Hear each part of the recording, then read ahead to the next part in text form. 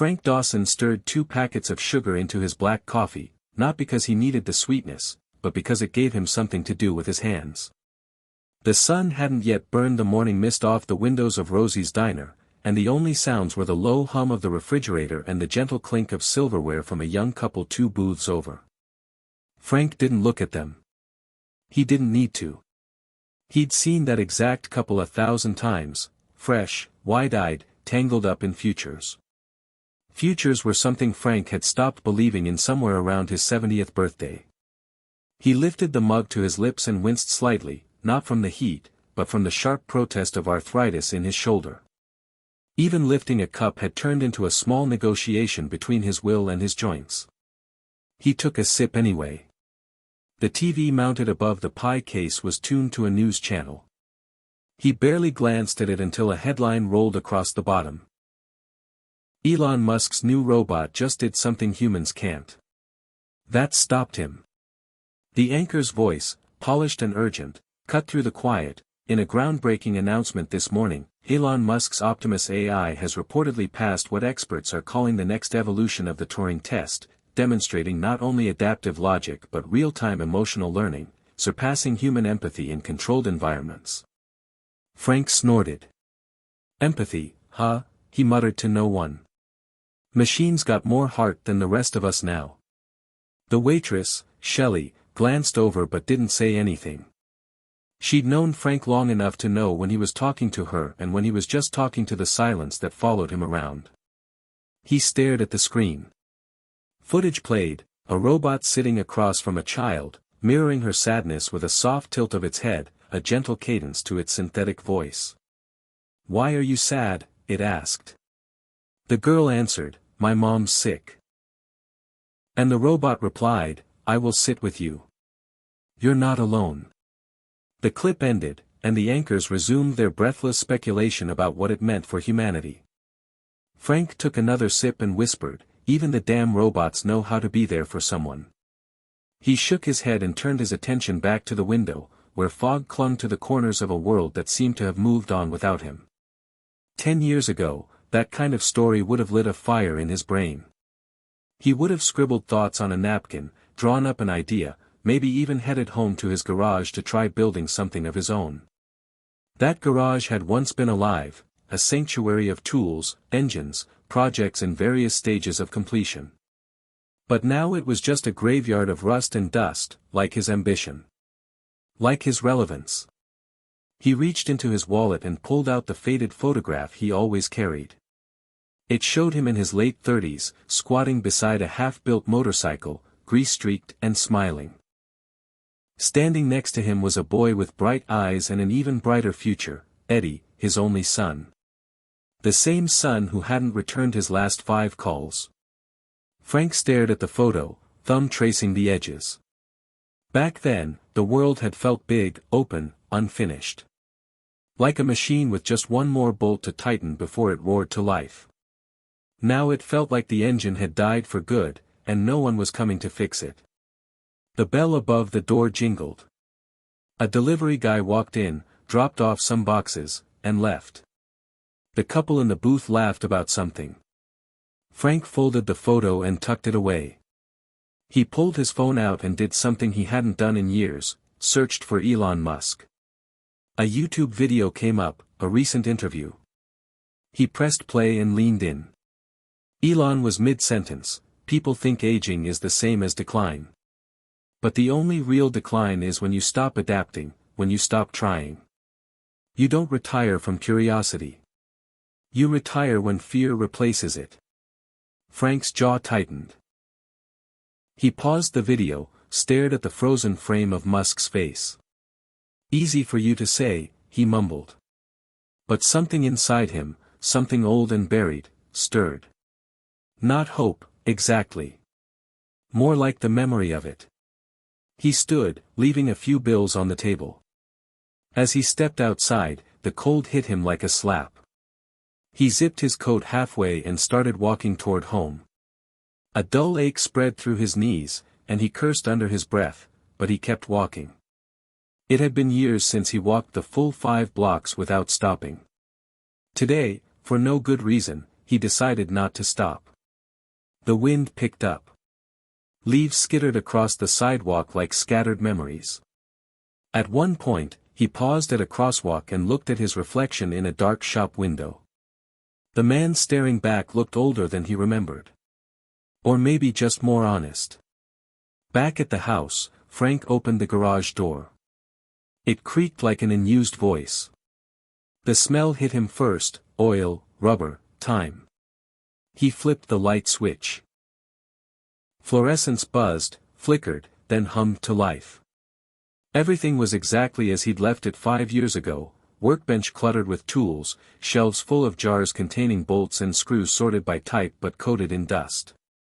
And in the center, under a stained canvas tarp, the skeletal frame of the motorcycle they never finished. He approached it slowly. Pulled back the tarp. The chrome had dulled. The seat was missing. But it was still there. Still waiting. Just like him. He reached out, ran his fingers along the frame. Cold. Solid. Real. "What are you doing, Frank?" he asked aloud. But he didn't stop. He found a rag, wiped down a section of the tank. He grabbed a stool and sat. Opened an old notebook. The pages were yellowed, but his handwriting, sketches, notes, part numbers, was still sharp. He thumbed through it, stopping at a line he'd written in 1986, "Don't finish this without Eddie." He swallowed hard. The kid was in his 40s now, living 3 states away, and probably still mad about something Frank had said a decade ago. Or hadn't said. He couldn't even remember. But the silence between them had stretched too long. Frank looked back at the bike, then at the tools. He exhaled slowly. To hell with it. He picked up a wrench. The metal felt strange in his hand, foreign and familiar at the same time. He tightened a bolt, then another. It wasn't much. But it was something. And something was better than nothing. The next morning, he returned to the garage. Not to finish the bike. Not yet. Just to be near it. To see if the feeling returned. It did. A little stronger this time. He wiped down the workbench. Sorted through the tools. Found a few missing pieces. Took inventory. He opened his laptop and searched for parts. He ordered one, a minor piece, cheap. Just a test. But when the confirmation email arrived, something inside him clicked. He sat back and looked at the machine. At the years. At the dust. He thought about the robot on the screen. About what Elon said. About how even a machine was learning to feel. And he wondered, if a robot can learn to care, what excuse do I have? He leaned forward and whispered to the bike, to the silence, to the boy in the photo tucked in his wallet, "Maybe it's not too late. Maybe I'm not done yet." Hit subscribe and leave a comment with where you're watching from. This story might just spark a new beginning. What's one thing that always pushes you forward, even when things get tough? Frank had always believed that time moved like an engine, precise, predictable, a rhythm of cause and effect where you build something, fix what breaks, and keep moving forward. But no one tells you what to do when the engine sputters, when the forward motion stops and you're left standing still while the rest of the world blurs past. The day after he touched the bike again, he sat on his front porch staring out at nothing. The street was quiet, just a few kids skateboarding down the block, their laughter fading into the August heat. He closed his eyes and drifted backward into memory, the kind that doesn't ask permission, the kind that arrives like the first few notes of an old song. He was 27 when he bought the house. Back then, the paint was fresh, and the porch swing didn't creak. He remembered carrying young Eddie through the front door, the boy's arms wrapped around his neck, his small voice whispering, "Is this our castle, Daddy?" Frank had smiled and said, "Yeah, buddy. Our castle. And we're gonna build everything we ever want right here." And for a while, it felt like that was true. He worked 6 days a week at a local machine shop, came home every night with grease under his fingernails, but his hands always found time to lift Eddie up onto his shoulders or fix a toy in need of repair. On Sundays, he and Eddie would head to the garage while Carol, his wife, made pancakes inside. Frank taught Eddie how to hold a wrench, how to listen to the hum of an engine like it was a language only the two of them spoke. The garage was their sanctuary. They didn't need much, just a little time, a little curiosity, and the belief that something new could always be built. But time, like engines, wears down. The machine shop downsized in the late 90s, and Frank had to take smaller jobs, things that paid the bills but starved the soul. The arguments with Carol started small, missed dinners, long silences, moments where he was physically present but emotionally miles away. Then came the day Eddie came home from school, furious after a fight with another boy, and Frank, already exhausted, snapped at him too harshly. He remembered the look on Eddie's face, surprised, hurt, confused. Frank tried to apologize, but it became a pattern. Distance crept in where connection had once lived. By the time Eddie left for college, the garage was more storage than sanctuary, filled with boxes instead of laughter. Carol passed 5 years ago. Cancer. Fast and merciless. Frank had held her hand every night in the hospital, whispered old stories to her until her breath stopped answering back. After she died, the house became too quiet. Even the sound of the floorboards groaning under his steps seemed to accuse him of living on without her. The days blurred. Morning coffee. Walk to the mailbox. Heat a can of soup. Watch the same news. Hear the same thoughts. And always, in the background, the unfinished motorcycle in the garage, the last thing he and Eddie had started together before the silence between them turned permanent. It had begun with a shared dream. Eddie was 16 when he first sketched out the design. "Dad, what if we built our own bike? From scratch." Frank had grinned like a kid himself. "Only if you promise not to quit halfway." They'd spent every weekend that summer working side by side. Eddie learned fast, hands steady, eyes focused. Frank remembered thinking, he's better than me. He's going to build more than bikes one day. He's going to build a whole life. But by the time senior year ended, Eddie had drifted. College, internships, a serious girlfriend. Frank didn't know how to talk to him anymore.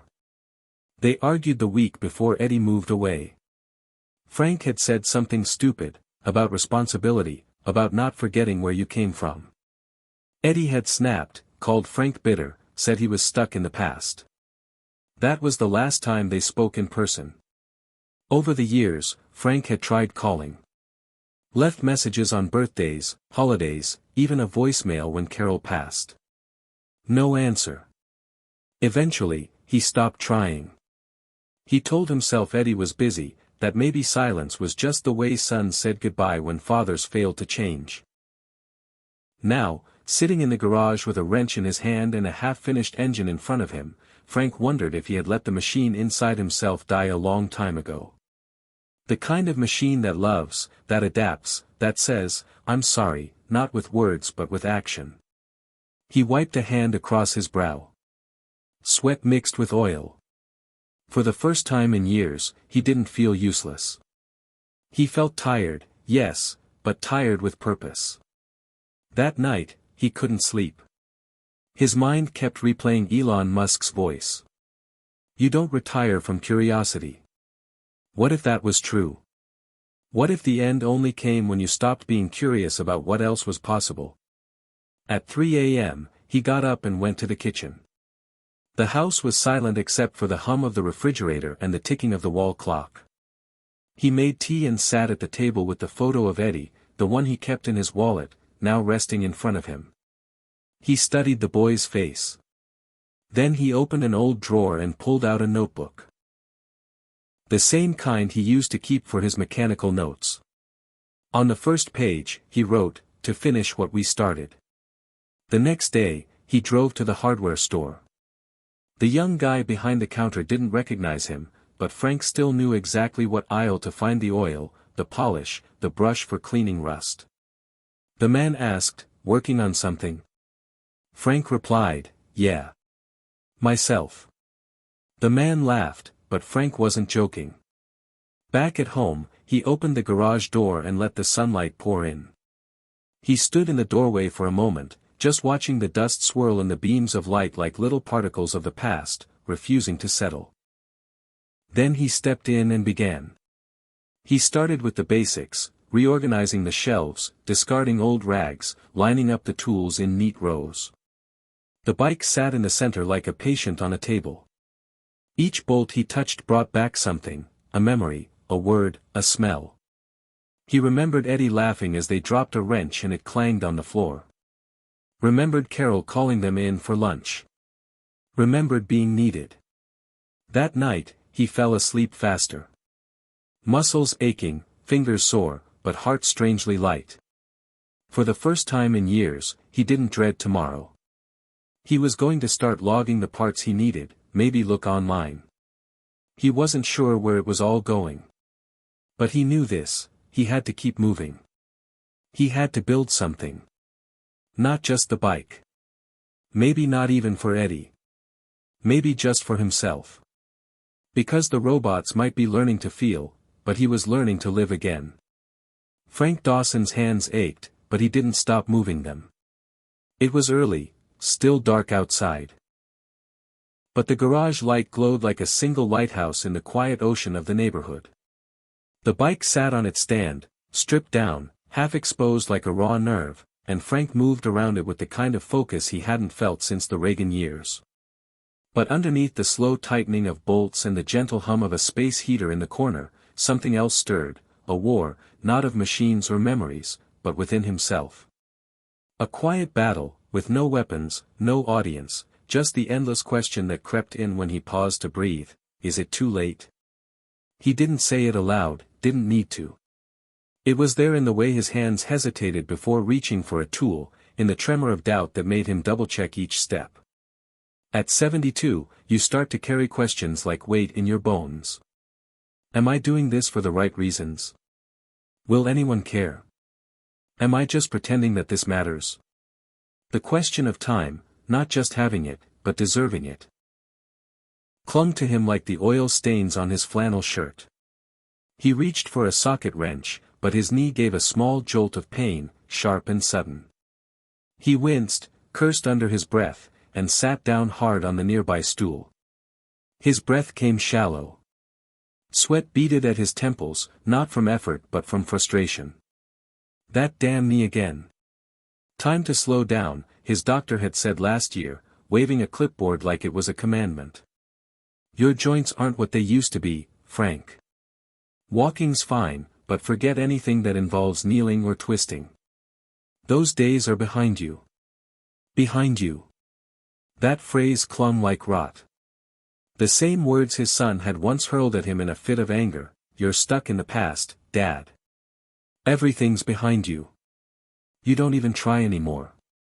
Frank sat there now, staring at his own hands, remembering that moment, not just the words, but the tone, the silence that followed, the door that closed and never really opened again.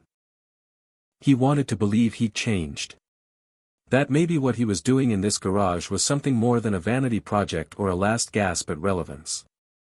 But the ache in his body said otherwise.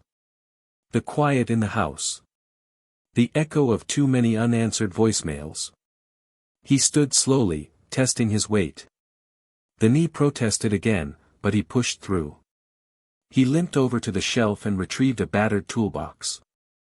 As he opened it, an old iPad slipped out from between some manuals.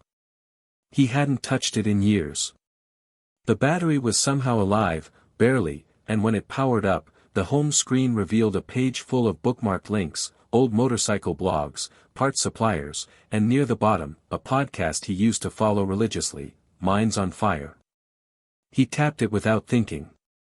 The latest episode buffered for a moment before the voice filled the garage, clean, confident, unmistakably Elon Musk.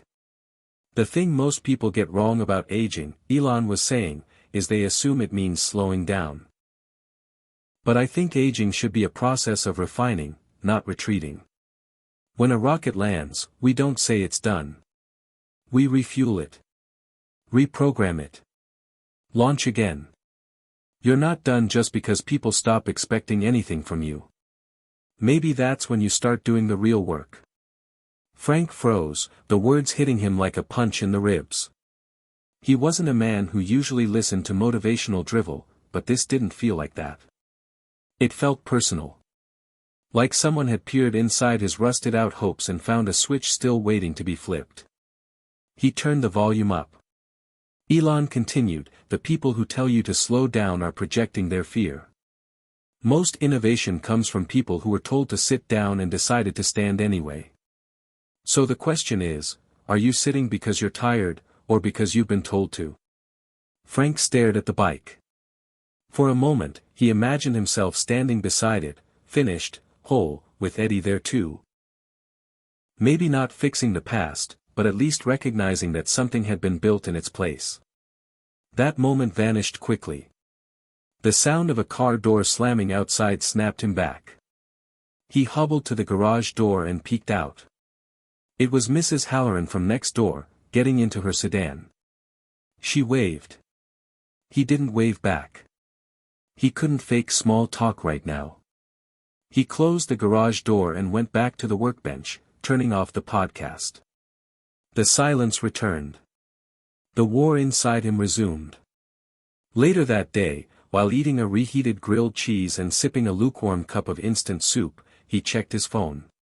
Still nothing from Eddie. No texts, no missed calls.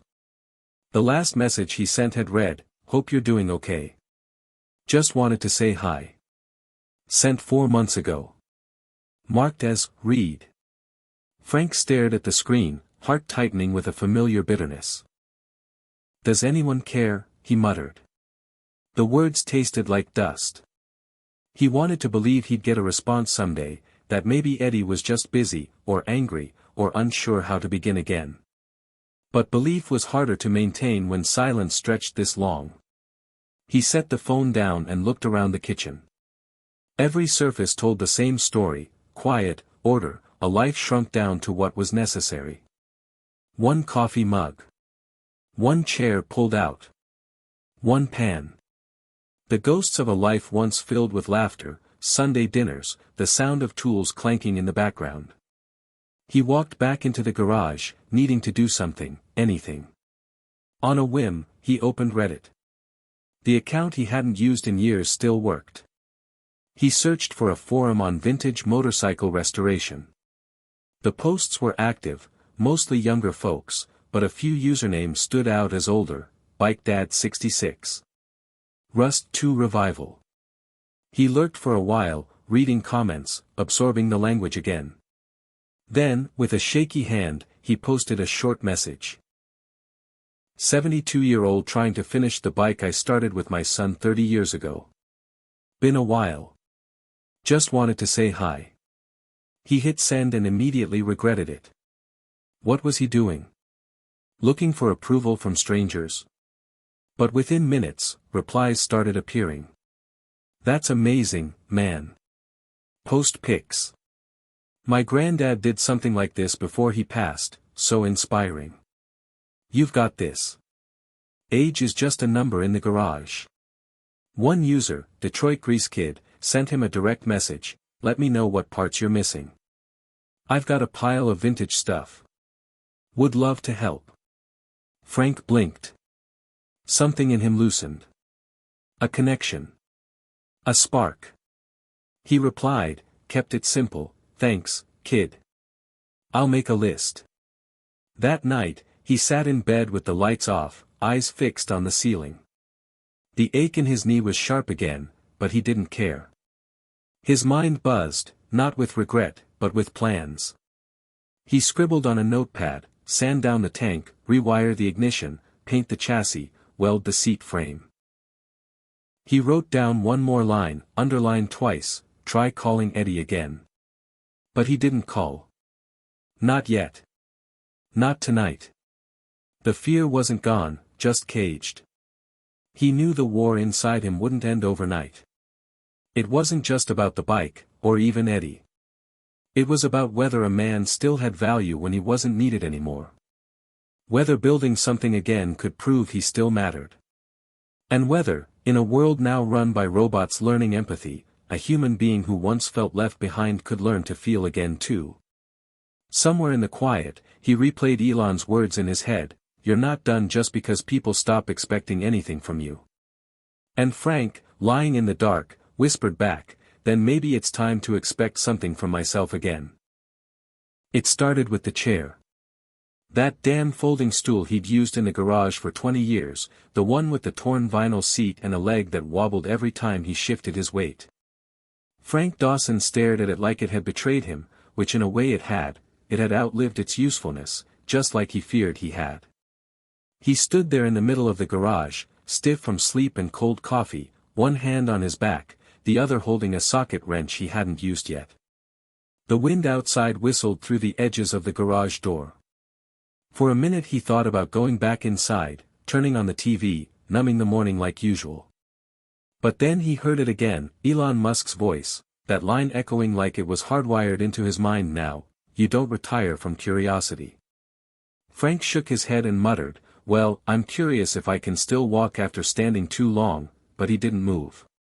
He stayed.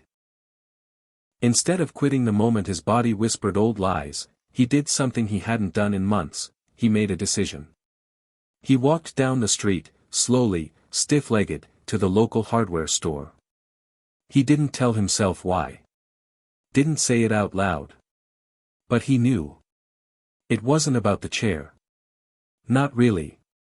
It was about the idea that if he started replacing the small broken things, maybe, just maybe, the big ones would follow. The teenager at the counter didn't even glance up until Frank slapped the box on the counter, a new adjustable shop stool, sturdy, ergonomic, with wheels and a proper cushion. "Nice," the kid said, scanning the box. "Upgrading?" Frank grunted. "Replacing something that should have been thrown out a decade ago." "Yeah," the kid smiled. "That's kinda what my mom says about her boyfriend." Frank didn't laugh, but the corner of his mouth twitched. He paid in cash, lugged the box home, and spent the next hour assembling the stool in the garage. It rolled smooth on the concrete floor, adjusted with ease, and didn't complain once when he sat down on it. That tiny victory sparked something. He grabbed a rag and started polishing the exposed frame of the motorcycle. The bike gleamed beneath the grime, as if it had been waiting for his return. As he worked, he began talking, not to anyone, just into the space, the silence, the machine. "You remember when Eddie dropped the gas tank," he said. "Made that little dent right there. He cried for half an hour, swore he'd ruined the whole thing." His voice cracked a little. "But we just laughed, said we'd call it character." His hands kept moving. "Wonder if he even remembers that." He stopped, blinked a few times, then got back to work. That was the moment. Not the chair, not the podcast, not even the quote from Musk. It was the moment Frank decided to show up again, not just physically, but emotionally. The small thing he changed wasn't a stool or a part, it was his pattern. Instead of retreating when pain came, he leaned in. And it began to show. Over the next week, he kept a routine. Up at 6:30. Coffee at 7. Garage by 8. Some days the progress was minimal, a bolt cleaned, a part inspected, a memory relived, but every day added up. He even posted an update on the Reddit forum. "Got a new chair. Bike's still ugly. But I think we're both waking up." The comments poured in. "That's the spirit. Love the updates, man. Post a pic of that chair, we gotta see it." And slowly, those anonymous strangers began to feel like a strange kind of family. But still, one part of the garage remained untouched, a small plastic bin tucked under the bench, labeled Eddie's stuff. Frank hadn't opened it in years. One afternoon, after adjusting the wiring harness and realizing he was out of connectors, he found himself staring at the bin. He reached down, pulled it into the light, and lifted the lid. Inside were little things. An old bandana with motor oil stains. A pair of small work gloves. A faded notebook filled with sketches Eddie had drawn as a teenager, frame modifications, exhaust upgrades, wild ideas fueled by youth and caffeine. And tucked at the bottom, a birthday card. Still sealed. Frank opened it slowly. The front said, "To my favorite builder." Inside was Eddie's teenage handwriting. "Happy birthday, Dad. I know we haven't been seeing eye to eye lately, but I just wanted to say I love working with you. I don't say it enough. Thanks for teaching me how to fix stuff. Hope we finish the bike this year." Frank closed the card and sat in the new chair, his breath catching in his chest. That was before the fight. Before the silence. He'd forgotten this card even existed. His eyes burned.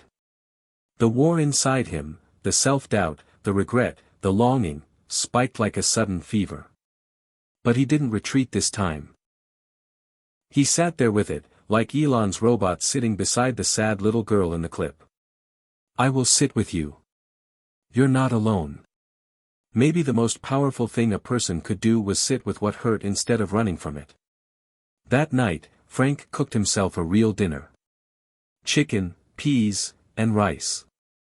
He turned on some old rock and sat at the table like he was expecting company. He thought about Eddie. Not the grown man who didn't return calls. But the boy with grease on his cheek, who once tried to use a hammer to fix a carburetor. Frank chuckled at the memory, even as his chest ached. The next morning, he took another step. He signed into Facebook for the first time in years. His profile picture was still from 2011, him, Carol, and Eddie at some outdoor barbecue. Frank barely recognized the man smiling back. He searched Eddie's name. Found his page. Public posts were rare, but there were pictures. Eddie at work, wearing a lab coat. Eddie holding a little girl, his daughter. Frank's granddaughter. He clicked quickly away, overwhelmed. But he'd seen enough. Life had moved on. But so had Frank, in his own way. He clicked message. Typed slowly. "Hi, Eddie. I know it's been a long time. I've been working on the bike again. Started fixing up the garage. You'd probably laugh at how long it takes me to bend over now, but I'm doing it anyway. I miss you. I hope you're okay. That's all." He stared at it. Hovered his finger over the send button. His hand trembled. Then, without ceremony, he clicked send. No fireworks. No immediate reply. Just the quiet aftermath of doing something brave. That afternoon, the sun came out fully for the first time in weeks. Frank opened the garage door and let the breeze roll in.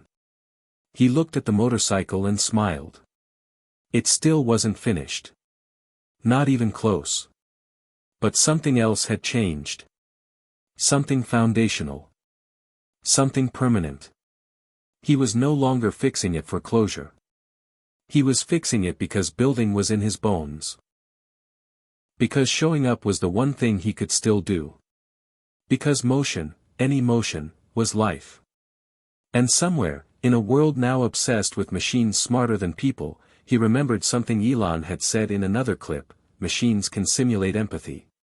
But only humans choose it. Frank chose to care. About the bike. About himself. About Eddie. And that small act, choosing to care when it would have been easier not to, was the one thing he changed that changed everything. The next morning, the air felt different, thicker somehow, as if the house itself was holding its breath. Frank Dawson sat in his usual chair at the kitchen table, staring at his phone like it was a wild animal that might bite if he reached for it too quickly. The message to Eddie had been sent the day before. Still marked, delivered. Not read. Not responded to. He'd told himself he didn't care, that just sending it was enough, that the act itself was the victory. But now the silence had weighed again, and it pressed against his chest with familiar pressure. He set the phone down and turned his attention to breakfast, 2 eggs, black coffee, the same as every day. He moved slowly, not because he was tired, but because something in him refused to move quickly when his hope was this fragile. After breakfast, he headed to the garage, opened the door, and let the morning sunlight stretch across the concrete like a golden path. He rolled the new stool over, sat down, and stared at the bike. It looked alive. Not finished, but no longer abandoned. The metal gleamed in places. The handlebars sat straight. The tires, while still needing air, had been scrubbed clean of decades of dust. It wasn't just a project anymore. It was a pulse. A memory made real. He began working on the wiring, slow, careful work. He wasn't as sharp as he used to be, but he remembered enough to move forward. His fingers trembled now and then, but he refused to stop. As he connected each wire, he whispered old mantras to himself, phrases his father had taught him when they worked on lawnmowers and car engines. No shortcuts. No guesswork. Treat the machine like it has a soul. By noon, the wiring was complete. He stood back, wiped his forehead with a rag, and stared. "Not bad, old man," he muttered. He snapped a photo and posted it to the Reddit thread he'd been updating. Cleaned the wires. Bike's starting to look like it remembers what it was meant to be. Dozens of comments followed. "That shine. Love it. Makes me want to call my dad. You've got good hands, Frank. Keep going." The last one made him pause. Keep going. Such a simple phrase. He thought of all the years he hadn't. All the moments when giving up came easier than moving forward.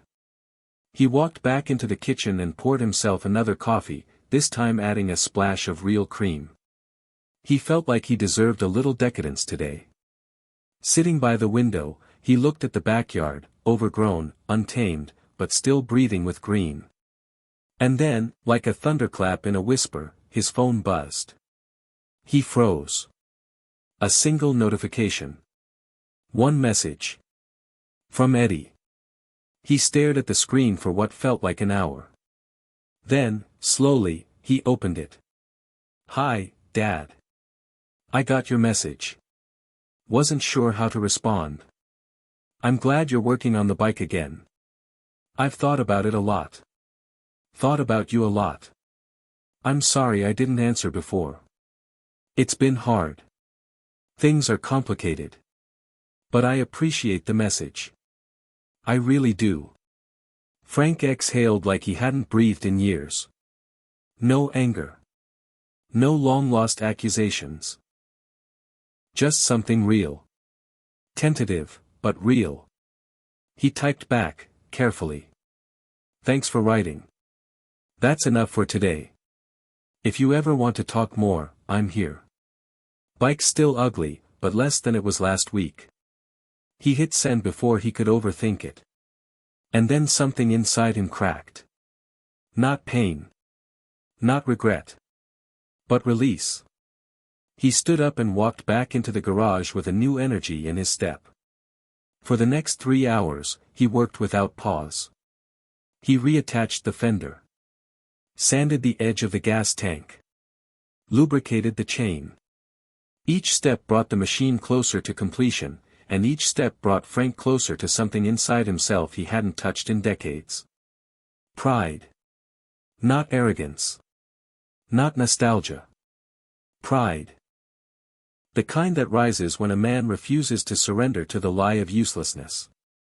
At 4:30, he heard another ping from his phone. Another message from Eddie.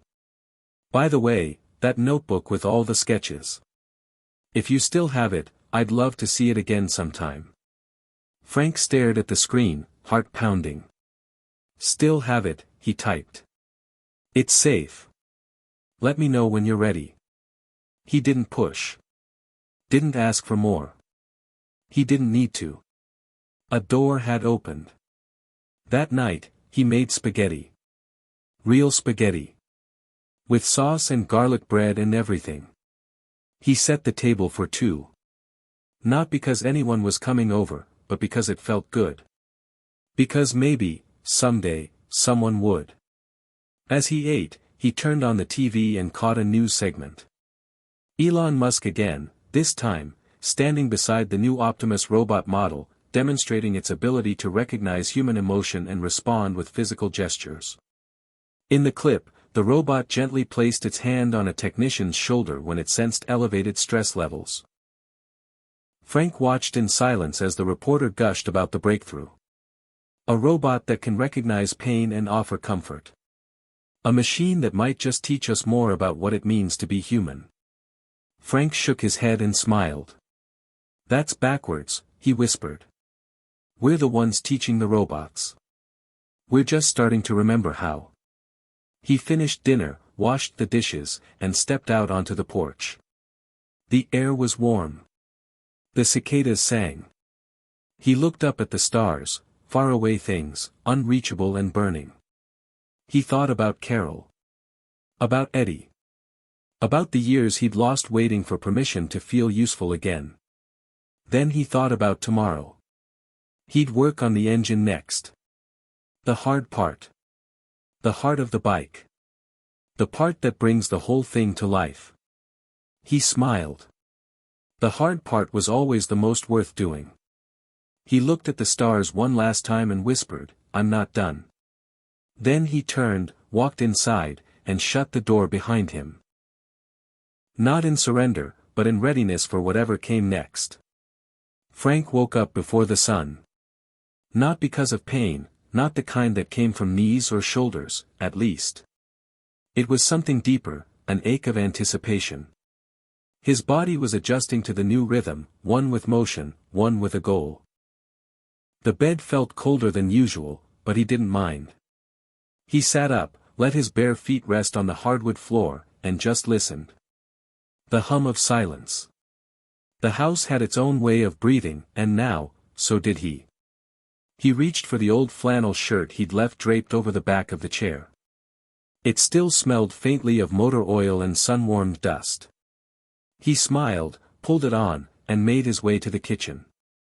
The coffee maker sputtered and hissed as it came to life. Frank moved slower in the mornings now, not out of caution, but out of reverence. The first hour of the day was his cathedral, and he worshipped it with black coffee, silence, and the feel of warm ceramic in his hands. While the coffee brewed, he glanced at his phone. No new messages. That was okay. Yesterday's exchange with Eddie had been more than he'd expected. He didn't need a reply right away. Just knowing Eddie had reached back, even a little, changed everything. They were no longer two disconnected timelines. There was a thread now. Thin, but real. And real things could be built on. He stepped into the garage like a man entering sacred ground. The bike stood at the center like a patient mid-surgery, but it was no longer lifeless. Something about it pulsed now. Maybe it was just in his mind, or maybe machines really did carry echoes of the hands that touched them. He rolled up his sleeves. Today was engine day. The most delicate part. The heart. The part that determined whether this was just an art piece, or a living, breathing machine. He moved slowly, methodically. He double-checked every bolt, every seal, every connection. Each time he paused, he heard Elon's voice again. People always ask me what makes a machine intelligent. I say, it's not just what it knows. It's what it wants. If we can give machines a sense of purpose, even simulated, we owe ourselves the same. Frank chuckled to himself. Yeah, I'm finally giving myself a purpose again. Took long enough. He wasn't sure if the engine would fire when he tried. It had been too long. But it wasn't just about starting it. It was about trying. He reached for the ignition. A deep breath. Turned the key. Nothing. He waited. Turned again. A click. Another click. Then, life. The bike coughed, then growled. It wasn't smooth, not yet. But it was sound. Loud, vibrating, real. Frank let it run for 10 seconds before shutting it down. His hand rested on the tank. "You're still alive," he whispered. He stepped back and wiped tears from his eyes, and he didn't care if anyone saw. The engine had started. That meant something. That meant he had started. He took a photo, nothing fancy, just the bike, key in the ignition, a smear of grease on the grip, and posted it to Reddit. The caption was simple: "She runs." The comments exploded. "Yes. Knew you could do it, Frank. That's the sound of resurrection, my friend." Then another ping. A message. From Eddie. "I heard it," the message read. "I was on your Reddit page. Someone sent me the link. I played the video 5 times. I remember that sound. I remember everything." Frank didn't breathe for a moment. Just stared. Then read it again. And again. He typed back, "Thought I lost all those memories. Guess they were just sleeping." Eddie replied, "I'm in town next weekend. If you're free, maybe I could stop by. Maybe we could finish it together." Frank's heart pounded. He wasn't sure if he was about to cry or laugh or collapse. He typed with trembling fingers, "Doors always open. I'll make pancakes." He sat back in the chair and stared at the garage ceiling. Years had passed. Regret had festered. But now there was breath in the old house again. Legacy, Frank realized, wasn't what you left behind when you were gone. It was what you passed forward while you were still here. The next few days blurred. He touched up the paint. Adjusted the chain.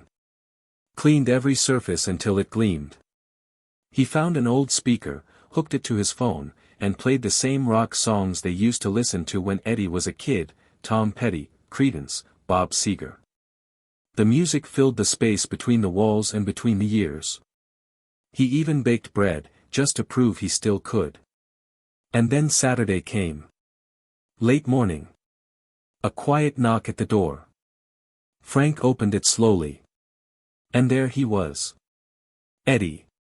Taller than Frank remembered. A few gray strands in his beard now. But the eyes, still his mother's eyes, looked familiar. Eddie didn't speak at first. Neither did Frank. They just stood there, 2 timelines finally reconnecting. Then Eddie said, "You still use that stool in the garage?" Frank smirked. "Got a new one. Rolls like a dream." They both laughed, awkward, unsure, but real. Frank stepped aside. "Come on in. She's waiting." They entered the garage together, and Eddie's face lit up like sunlight hitting water. He walked around the bike, touching it like it was an old friend who had survived something unspeakable. "I can't believe it," he said. "You brought it back."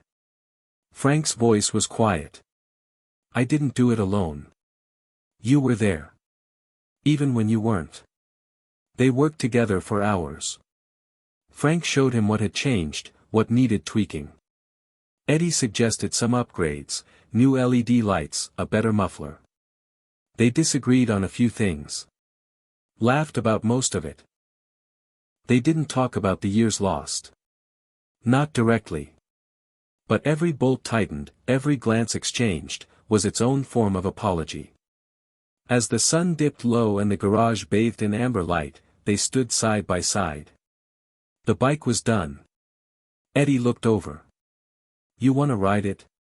Frank shook his head. "Not yet. You should do it. You're the one who started it."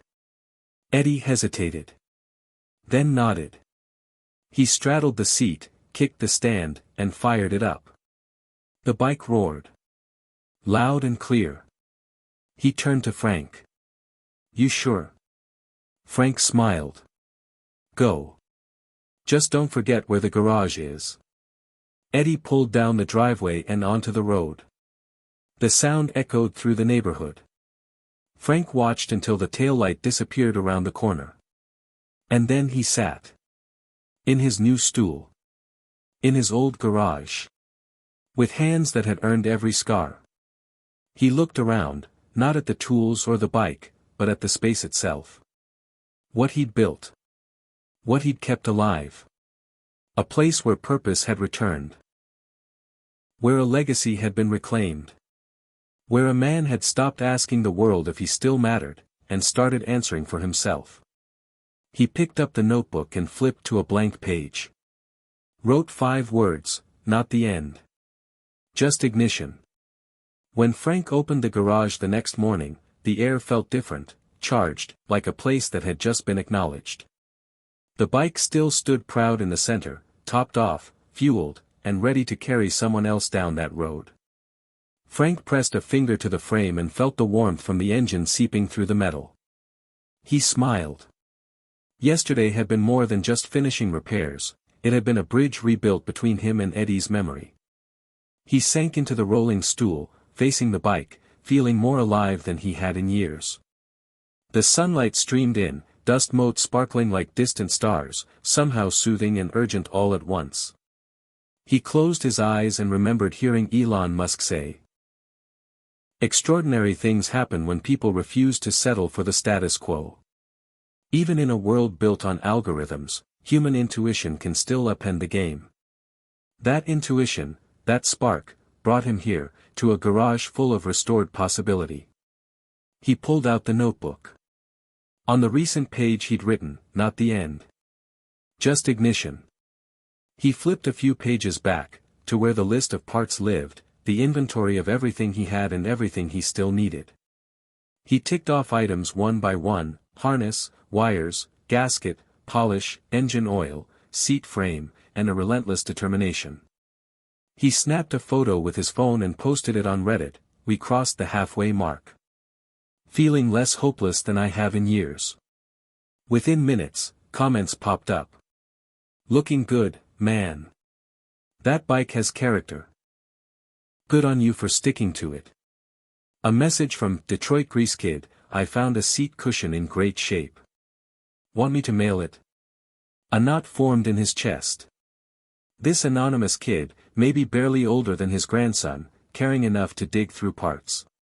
He typed, "Yes. Thank you." Sitting there, he felt something in himself thaw. Connection. Even if human-to-human interaction was tricky, it still mattered. He saved the post, closed the app, and got to work. The next week became a rhythm. Morning coffee, a walk in the yard to loosen joints, then garage. Each day a project, fine-tuning the brakes, cleaning carburetor jets, adjusting cables until they were just taut. It didn't always go smoothly, of course. Sometimes parts didn't fit. Sometimes the wrench slipped. Sometimes life got in the way, his knee flared up, or his mind wandered to places he didn't want it to go. But each day, he came back. He cleaned his workbench clean one evening, framed a photo of the bike when it was half-built, and put it on a shelf. It was a reminder of beginnings. Then came a message from Eddie again: "I'm thinking of stopping by next weekend." Frank smiled until his face hurt. He wrote back simply, "We're not done yet." The following Saturday, Eddie came back. He held an envelope. Curious, Frank waved him in. Eddie walked over to the cabinet and flipped through the years of relics. Frank watched his son's fingers graze the old tools with a gentle concentration. "Found this," Eddie said, pulling out a torn sheet of graph paper. It was full of sketches, motorcycle configurations, wiring plans, long-forgotten ideas drawn in Eddie's teenage hand. Frank hadn't seen it in 28 years. "I always wanted to do something like this," Eddie said. "I was too scared I'd fall short of the plan." Frank closed his eyes, taking it in. "Everything worth building carries a few ideas that never make the blueprint," he replied. Eddie nodded. They stuck that sheet carefully behind the original plan in the notebook, like a foundation holding everything up. Frank poured 2 cups of coffee. They sat at the edge of the garage, the bike gleaming in the afternoon light, and brewed the easiest kind of conversation: quiet, comfortable, rediscovery. Eddie spoke about his life, the field he worked in, his daughter, Mia, she said, his voice softening, and how building things had stopped feeling meaningful because everything moved so fast. Frank listened, absorbing each word like the echo of his own lost ambitions. By the time the sun was low, they emerged with new plans, a short ride, once the seat arrived. A take-along trip to see the world outside these blocks. They sketched a route on a notebook, River Road, it said, scribbled in shaky lines. No expectations. Just movement. They didn't say they missed each other. They didn't need to. It was there in the hum of reconnection, the promise of a shared project. The week that followed blurred into purposeful repetition. Eddie visited, they worked together, they argued about parts, they laughed when wires tangled, they celebrated small things like clicking brakes and polished chrome. And Frank realized something: legacy didn't just pass forward. It circulated. It could loop back across generations. Some nights, he'd lie awake thinking about what Elon had said in that interview, how aging refines, if you let it. Maybe that's what was happening. He was sorting memories like parts, taking what still worked and letting the rest fall away. The seat cushion finally arrived in the mail. It came from Detroit Grease Kid, wrapped in brown paper and tied with twine. Inside, a sturdy leather seat, a vintage style, nearly perfect. Frank sat with it in his lap, turned it over gently, rubbed his thumb across the stitching. He took a picture, thanked the sender, and wrapped it in cloth until the afternoon. With Eddie by his side, he installed it. The leather seat clicked into place, firm and welcoming. Frank tested it. It wasn't about looks. It was about contact. The bike recognized hands on the seat. It responded to weight, balance, life. That evening, Frank sat on the porch with the notebook open. He wrote a note: legacy is built when you choose to connect. He underlined it once. At dinner, he heated soup and called out, "Mia, honey, if you're free tomorrow, want to come say hi?" There was the sound of shuffling and a small voice, "Sure, Grandpa." His heart sped. She'd heard him say the word, Grandpa. Friday evening, the chime on the screen announced a video call. A young face appeared, bright eyes, shy, half hidden behind a blanket fort. "Grandpa," she said. Frank leaned forward, speech caught in his throat. "Hey. Mia." She smiled. Cracked a joke about missing virtual high fives. He gave her one right through the screen. That night, he didn't think about age or loss or helplessness. He thought about the little girl who still needed him to matter, to laugh, to do something messy like go paper seeding.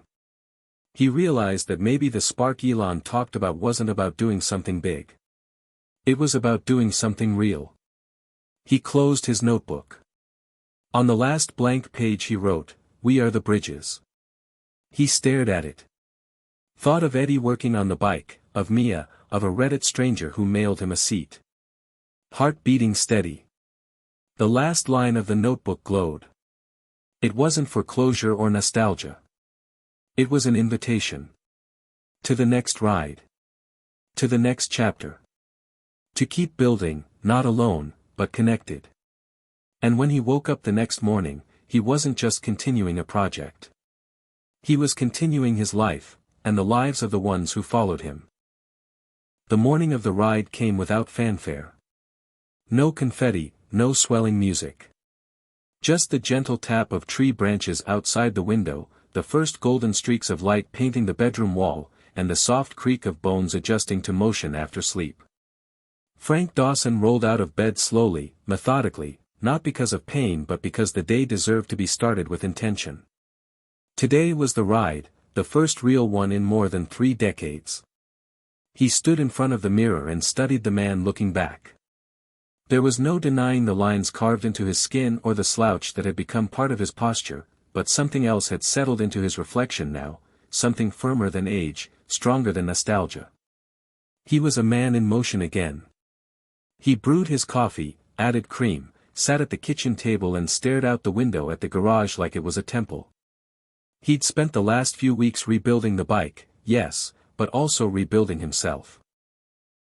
Each bolt he turned, every wire he cleaned, each message he'd sent to Eddie had tightened something loose in his soul.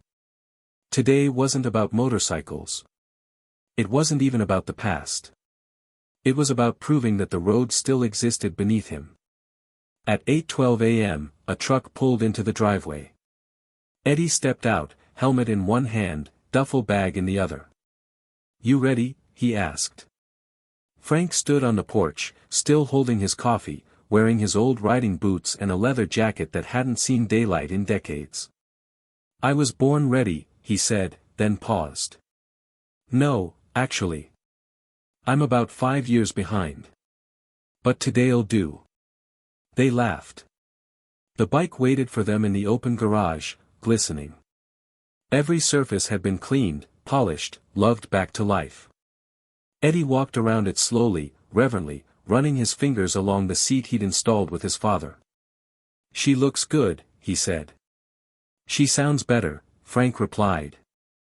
They loaded up a few essentials. Bottled water, some snacks, tools just in case. The route had already been planned: River Road, a quiet 2-lane highway that curved past the edge of town and ran alongside the winding banks of the Ocoee River. Nothing dramatic, nothing dangerous. Just a clean stretch of road, memory and muscle waiting to be activated. Frank mounted the bike first. The moment his weight settled onto the seat, his hands wrapped around the handlebars, he felt something click. His body remembered. Not everything, not all at once, but enough. Enough to trust it. Eddie climbed on behind him, just like he had when he was 13. "Don't get sentimental," Frank muttered. "I don't need a grown man hanging onto me like a koala." Eddie laughed. "Just don't dump us in the ditch, old man." Frank started the engine. The roar was smooth now, steady. It didn't scream, it hummed. They pulled out of the driveway and turned down the road, leaving behind the house, the garage, the dust, the years. The wind hit Frank's face like a slap and a blessing. The road opened up, and he leaned into it like greeting an old friend. Trees blurred past in a canopy of green. The sun climbed higher, throwing light through the branches in slanted, sacred beams. The river appeared beside them, dancing in the morning light, mirroring the movement of their journey. Frank didn't speak. He didn't need to. His thoughts moved faster than the bike, flashing back to the first time he'd let Eddie ride in the driveway, how small his hands had been on the grips. He remembered Carol standing on the porch, arms crossed, pretending to disapprove. He remembered the last time they'd spoken before the silence. He remembered the years that felt like static. And then, slowly, those memories receded, not erased, but released, like ships drifting off a dock. What remained was this. The road. The weight of his son behind him. The feel of air rushing past his ears. The sensation of being alive in motion. Around mile 12, they pulled over near a scenic overlook. Frank cut the engine. The silence that followed was thick with peace. They both dismounted and stood side by side, looking out over the valley. "You good?" Eddie asked. Frank nodded. "Yeah. My knees hate me, but my soul's fine." Eddie pulled out a water bottle and handed it to him. "We don't have to push it. We've got time." Frank took a long drink and let the water wash away the tightness in his throat. "You remember when you crashed that little minibike in the backyard?" Eddie laughed. "You told me it'd build character. I limped for a week." Frank chuckled. "Yeah. You limped, and I worried like hell but didn't show it. Figured if I kept my mouth shut, you'd try again." "I did," Eddie said. "I always did." Frank looked at his son and nodded. "You always did." The wind picked up slightly, rustling the trees. A hawk soared overhead, circling. Frank reached into his jacket pocket and pulled out a folded piece of paper, the last page of the notebook. He unfolded it, stared at the words, "We are the bridges." He handed it to Eddie. "Read it?" Eddie did. "Yeah. You wrote this?" Frank shrugged. "Guess so. Didn't know what it meant at first. Now I think I do." Eddie waited. Frank spoke quietly. "We're not what we used to be. But maybe that's not a loss. Maybe that's just the price of perspective. We carry things forward now, not just in parts or memory, but in how we show up. In how we build things that last. I didn't know how to fix us. So I started with the bike." Eddie folded the paper and put it in his own pocket. "I'm glad you did." They rode for another 2 hours. They didn't go far. Didn't need to. Every mile was stitched with meaning. Frank felt his shoulders loosen, his breath deepen. Each curve in the road was a soft revelation. They passed old barns, cows lying in the sun, a roadside fruit stand. Frank didn't care about speed. He cared about continuity. He cared about this moment living inside him long after his hands no longer had the strength to turn a wrench.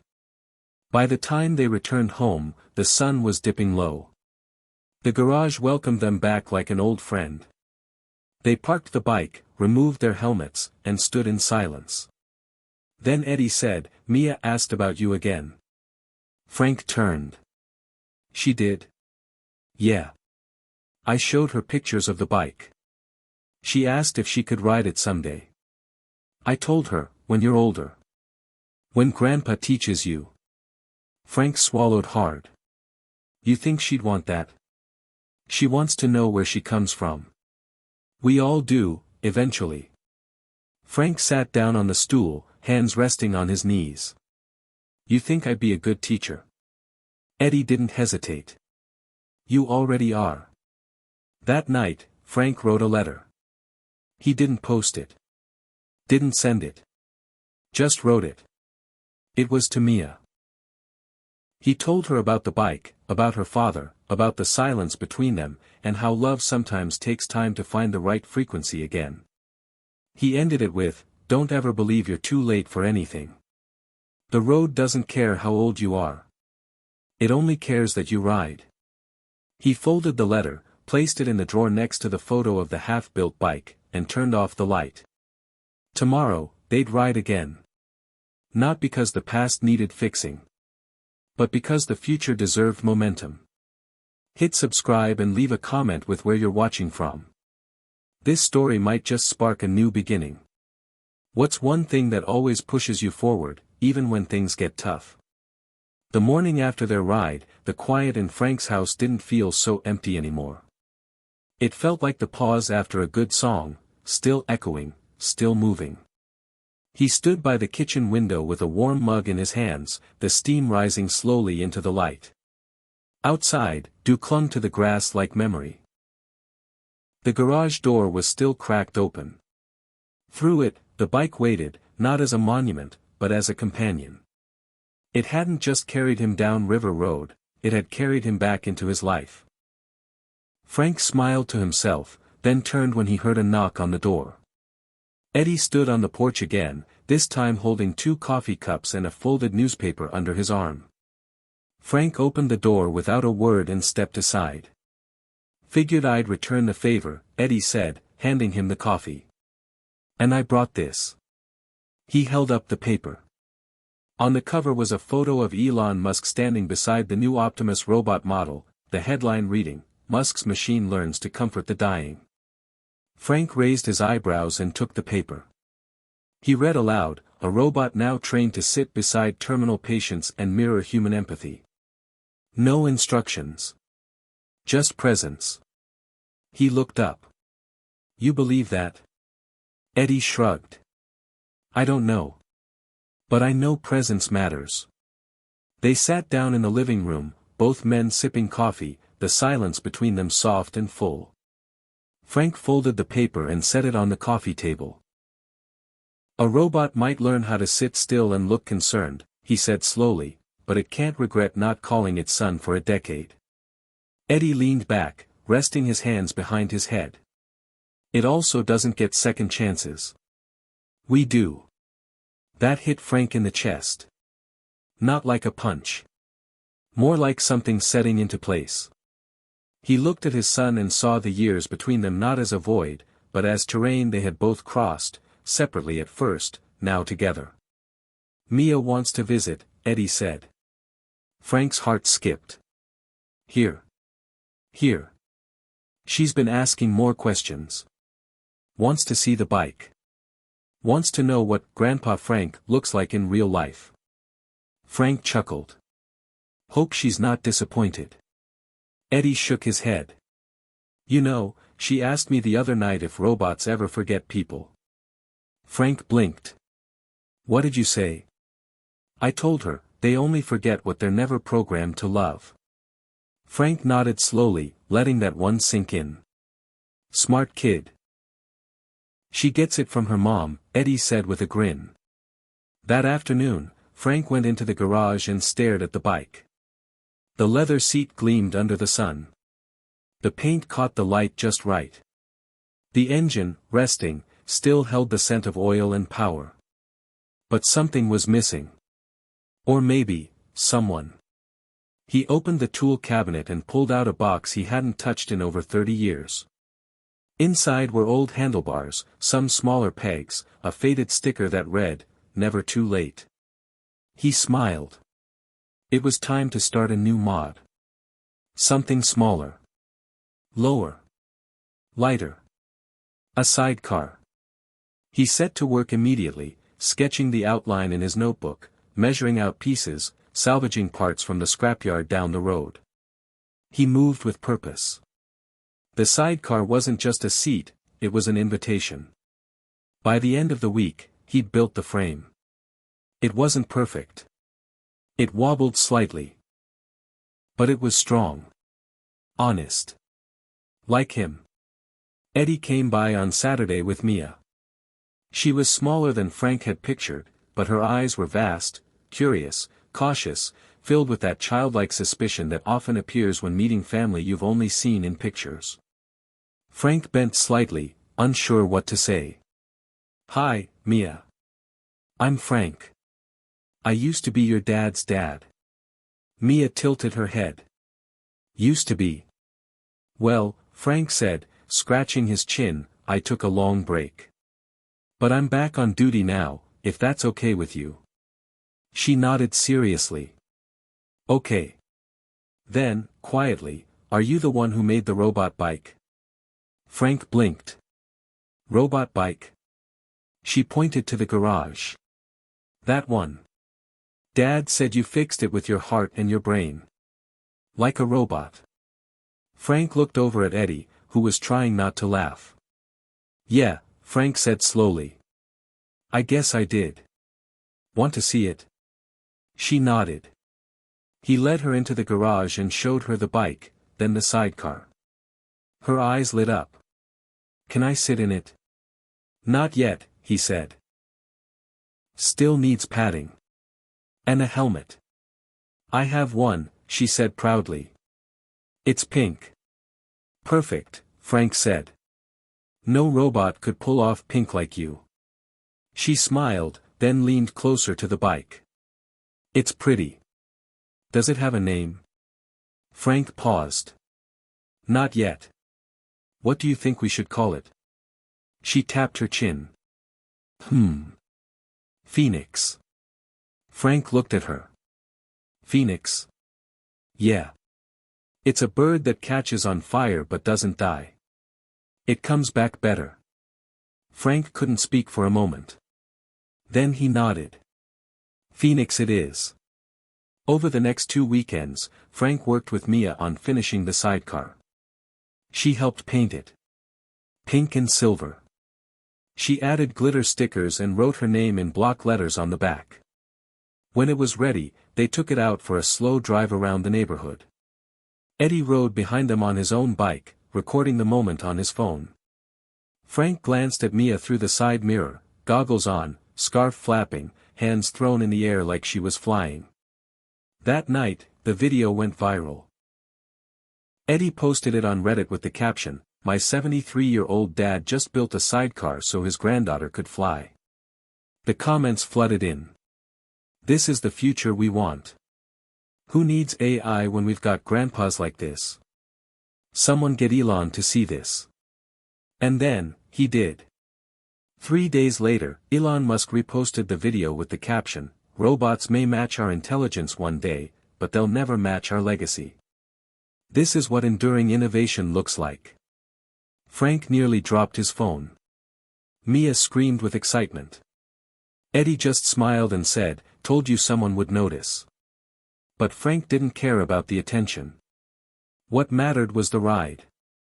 What mattered was the sidecar. What mattered was the child who now believed her family could fly. That night, sitting on the porch alone, Frank watched the stars blink into existence. He thought about everything, the silence, the mistakes, the rediscovery. He whispered to the wind, "I was never too old. I was just waiting to start again." No robot could understand that. But maybe, just maybe, it could be taught. And maybe, even if it couldn't, it didn't matter. Because some things, the most human things, weren't meant to be replicated. Just remembered. Just lived. The day the video blew up, Frank didn't know what to make of it. He sat quietly at the kitchen table, staring at his phone as notifications poured in, each ding echoing like a heartbeat he hadn't felt in years. Eddie was beside him, scrolling through the comments, some heartwarming, others skeptical, but all unmistakably alive. "Look at this one," Eddie said, pointing. "Proof that age is just a number." Frank smiled, a slow warmth spreading across his chest. The world he thought had moved on, left him behind, was suddenly leaning in. Friends called. Neighbors stopped by. Even the corner cafe where Frank had quietly sipped coffee for years buzzed with whispers about the robot bike story. The strange thing was, none of it felt overwhelming. It felt like validation, like a long-forgotten song playing softly but clearly once more. A week later, the phone rang. The caller ID flashed, Tech Today Network. Frank hesitated but answered. "Mr. Dawson. This is Claire Michaels. We'd like to feature you in a story about innovation, legacy, and unexpected inspiration." Frank cleared his throat. "I'm no innovator. Just a man who likes to fix things."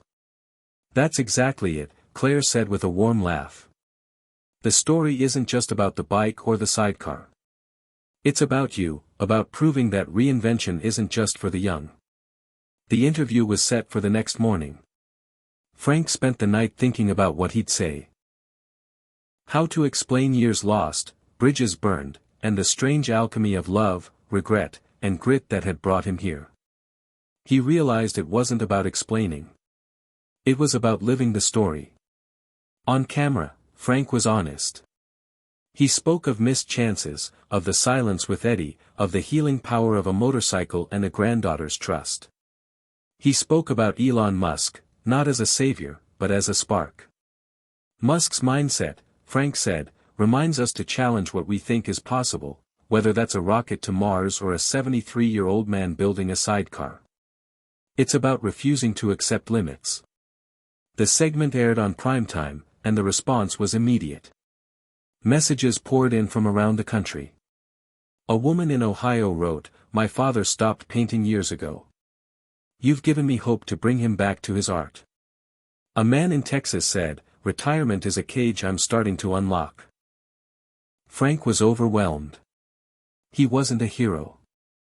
Not really. He was just a man remembering how to ride. Yet, in a strange way, the story had become bigger than him. The next morning, the local paper ran a front-page feature titled, "From Silence to Sidecar, How One Man's Ride Rekindled a Family and Inspired a Nation." A small crowd gathered outside Frank's house, people curious, some carrying gifts, homemade cookies, hand-knit scarves, photos of their own motorcycles. Frank greeted them with a mixture of disbelief and gratitude. One woman, her eyes shining, said, "Your story gave me courage to call my son after years of silence." Another man, weathered and kind, shook Frank's hand. You remind me that it's never too late. Frank felt a swell of something like pride but softer, quieter. It was gratitude. At the same time, there were critics. Online trolls who questioned why a man his age would ride a motorcycle at all, calling it reckless, foolish. Some said the video was staged, or worse, a publicity stunt. Frank read the comments with a steady heart. Let them talk, he told Eddie. They don't know the road we've traveled. Days later, a message arrived from a startup company inspired by Musk's robotics division. They wanted to meet Frank. They wanted to learn how a human touch could improve their designs. Frank was cautious but curious.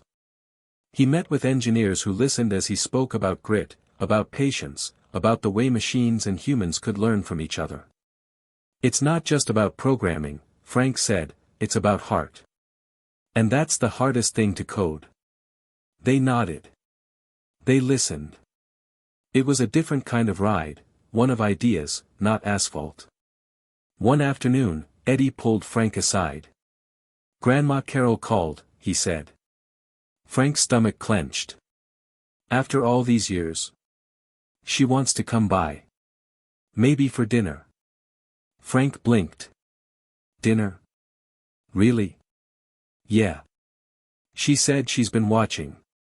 She's proud of you. The next evening, Carol arrived.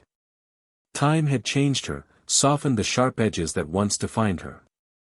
They sat around the kitchen table, sharing a meal. The conversation was tentative at first, fragile like thin ice over deep water. But as the night deepened, so did their words. Carol admitted she'd been wrong to shut him out. Frank admitted he'd been too stubborn to reach out. Tears came quietly. Forgiveness bloomed silently. It wasn't a fairy tale ending. It was real. Messy and beautiful all at once. That night, Frank lay in bed thinking of Elon Musk's words from an old interview, when something is important enough, you do it even if the odds are not in your favor. Frank realized he had done just that, not for fame, not for praise, but for the chance to rewrite his own story. To prove that the road never really ends. The following week, Frank received an invitation to speak at a local community center. The event was modest, a small stage, folding chairs, a handful of neighbors and friends. But to Frank, it felt monumental. He stood before the crowd and told his story without embellishment, without shame. He spoke of fear and hope, of failure and courage, of the moments when you think it's over, and it's only just begun. The room was silent. Then, one by one, people began to clap. Not because he was famous. But because he was real. Because he was them. The story of the man who refused to fade away was now a story for anyone who ever felt left behind. A story that said, you matter. You can change.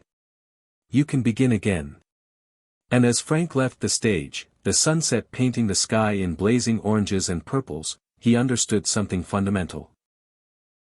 The ride wasn't about the destination. It was about the journey. The winding, uneven, unpredictable journey that was life itself. And now, he was ready for whatever came next. Because for the first time in a long time, the road was open. And he was moving forward. Frank sat on the porch, the evening breeze carrying the faint smell of jasmine and freshly cut grass. The sky was a canvas of bruised purples and soft pinks, the sun dipping just below the horizon like it was closing one chapter to open another. After the community center event, life hadn't slowed down. Messages from strangers, invitations to speak, and visits from old friends who suddenly found new reasons to reconnect. But the biggest change was inside Frank. The fear that had held him prisoner for years, the fear of rejection, failure, and being forgotten, was loosening its grip. It was time for the next step. Crossing the bridges he had burned and building new ones. The phone rang, and Frank recognized the number immediately, his daughter, Karen. He hadn't spoken to her in over 15 years. His heart tightened, a mixture of dread and hope swirling inside. Hello, he answered, voice steady but cautious. Dad, it's me. I saw the video. The one with the bike and Mia. I didn't know where else to call. Frank's throat tightened. Years of silence crashed over him like a tidal wave. Karen, I'm so sorry. I never meant to, I know, she interrupted softly. Me too. I guess. I just wasn't ready. But maybe I am now. They talked for hours, unraveling tangled threads of pain and misunderstanding. Karen shared how she had felt abandoned, how resentment had built like a wall between them. Frank listened, sometimes nodding, sometimes swallowing tears. I want to see you, she said finally. Can we start over? Frank's voice cracked with emotion. Yes. We can. The next weekend, Karen arrived with her 2 children, nervous but hopeful. Mia immediately took to her cousins, laughter bridging years of distance. Frank watched them play, his heart swelling with a bittersweet joy. It was a new beginning, fragile but real. Meanwhile, the engineers from the robotics company kept reaching out. They wanted Frank to consult on their next model of human-assistive robots, hoping his blend of mechanical skill and human empathy could teach their machines something no code could capture. He agreed to visit their lab, stepping into a world of blinking lights, humming machines, and endless possibilities.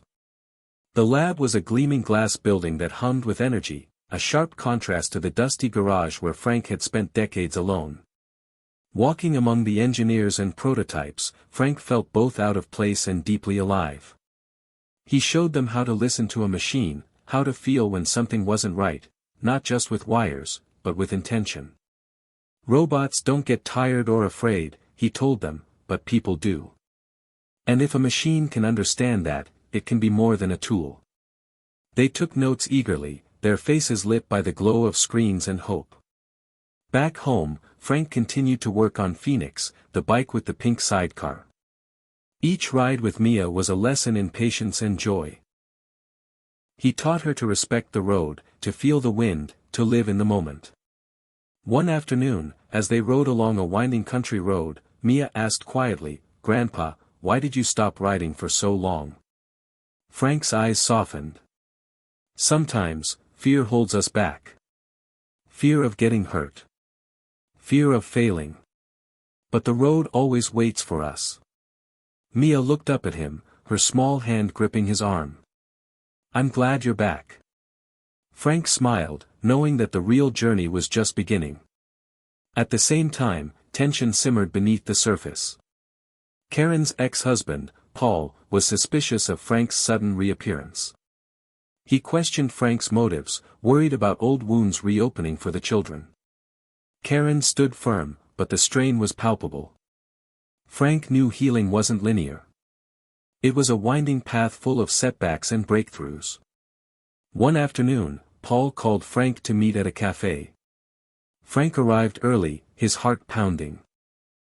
When Paul walked in, their eyes met, 2 men shaped by different pasts but connected by the same family.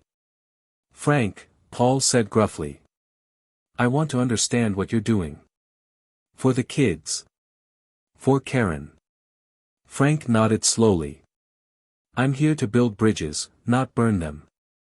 I want to be part of their lives, honestly and openly." The conversation was tense but honest.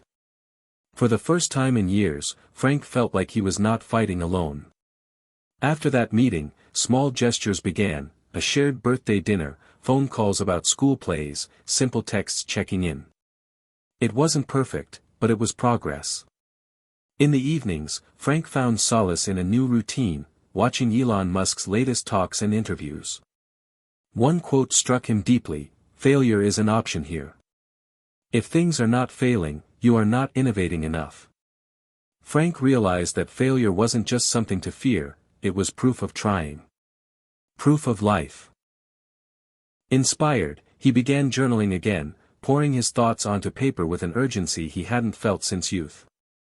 The pages filled with plans, reflections, and dreams for a future that wasn't defined by age but by purpose. Then came a call from a local high school. They wanted Frank to give a talk about innovation and perseverance. Standing before a sea of young faces, Frank shared his story, his failures, his regrets, his rediscovery. He spoke about Elon Musk's relentless pursuit of the impossible and how it had sparked his own courage.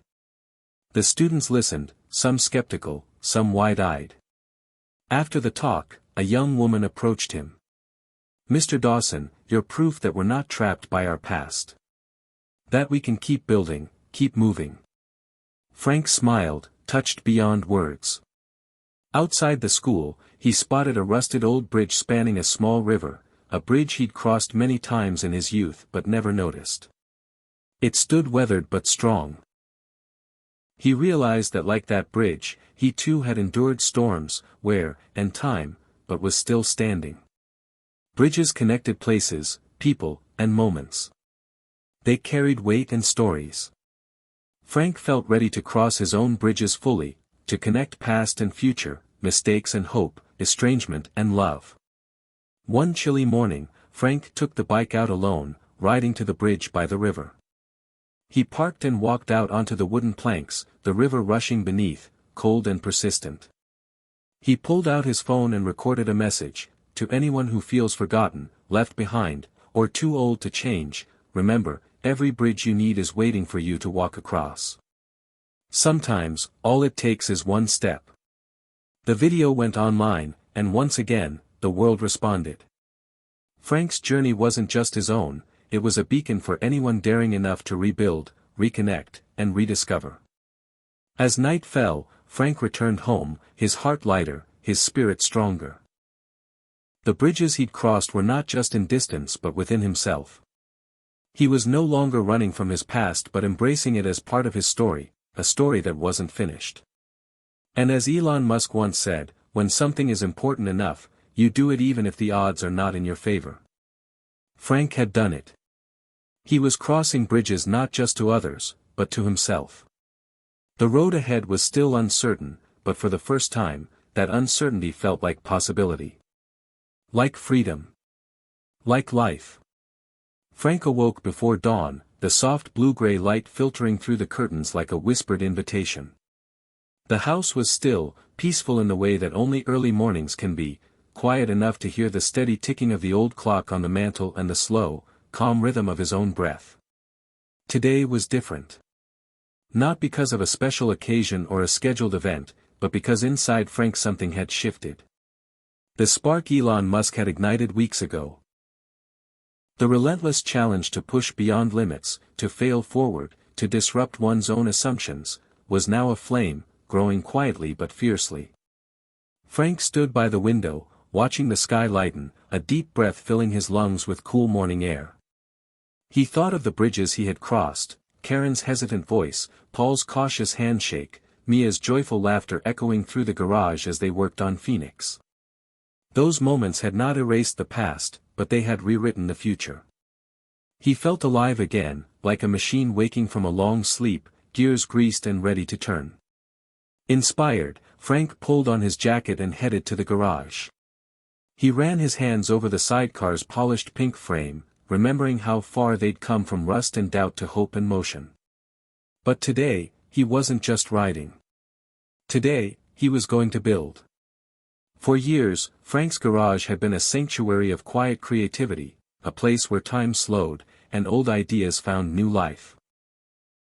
Now, it buzzed with fresh energy, a fusion of Frank's mechanical wisdom and the cutting-edge inspiration borrowed from Musk's visions of the future. He unpacked a box that had arrived earlier that week, a kit from the robotics startup inviting him to collaborate on a new project. The pieces were sleek, strange, and unfamiliar, sensors, microcontrollers, tiny motors. It was a language Frank had never spoken before, but something about it felt electric. He laid out the components like a puzzle, then pulled out his notebook filled with scribbled ideas and sketches. "If Elon can land rockets vertically," Frank muttered, "maybe I can build a robot that helps people like me live better." The hours slipped by in a blur of trial and error, frustration and breakthroughs. Sometimes circuits wouldn't connect, wires tangled, or sensors failed to respond. But Frank kept pushing, fueled by the stubborn hope that had brought him this far. He remembered a Musk quote, "Persistence is very important. You should not give up unless you are forced to give up." Frank was not ready to give up. When Mia arrived home from school, she found her grandfather hunched over the workbench, face smudged with grease but eyes bright with purpose. "Grandpa, what are you building?" she asked, curiosity lighting her voice. Frank smiled and wiped his hands on a rag. "Something new, something to help us both." She beamed and climbed up beside him, fascinated by the blinking lights and tiny moving parts. "Can it ride with us on the bike?" she asked. "Not yet," Frank laughed. "But maybe someday." That evening, Frank called Karen to share his progress. "I'm building a helper robot," he said, excitement warming his voice. "It's small, but it can remind me to take my medicine, track my rides, even call for help if I fall." Karen was amazed. "That's incredible, Dad. You're really making things happen." For the first time, Frank felt like a partner in her life, not just a distant figure trying to catch up. Over the next weeks, the project grew. Frank learned to code simple commands, to test sensors that detected movement and balance, to design a small robotic assistant that could fit inside the sidecar. He imagined a companion for riders like him, someone to watch over them, to extend their independence, to bridge the gap between human and machine. The robotics team sent him updates and blueprints, thrilled by his unique perspective. "Your insights are invaluable," one engineer told him during a video call.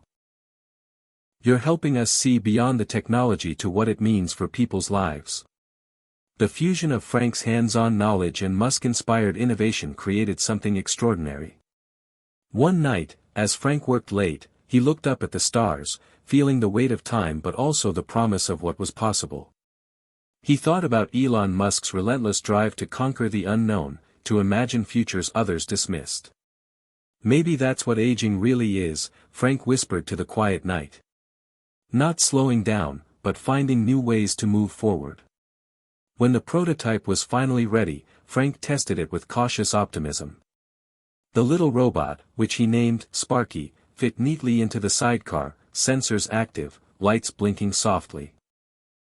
Sparky could monitor Frank's vital signs, alert him if something was wrong, and even play his favorite music during rides. Mia's eyes sparkled with delight.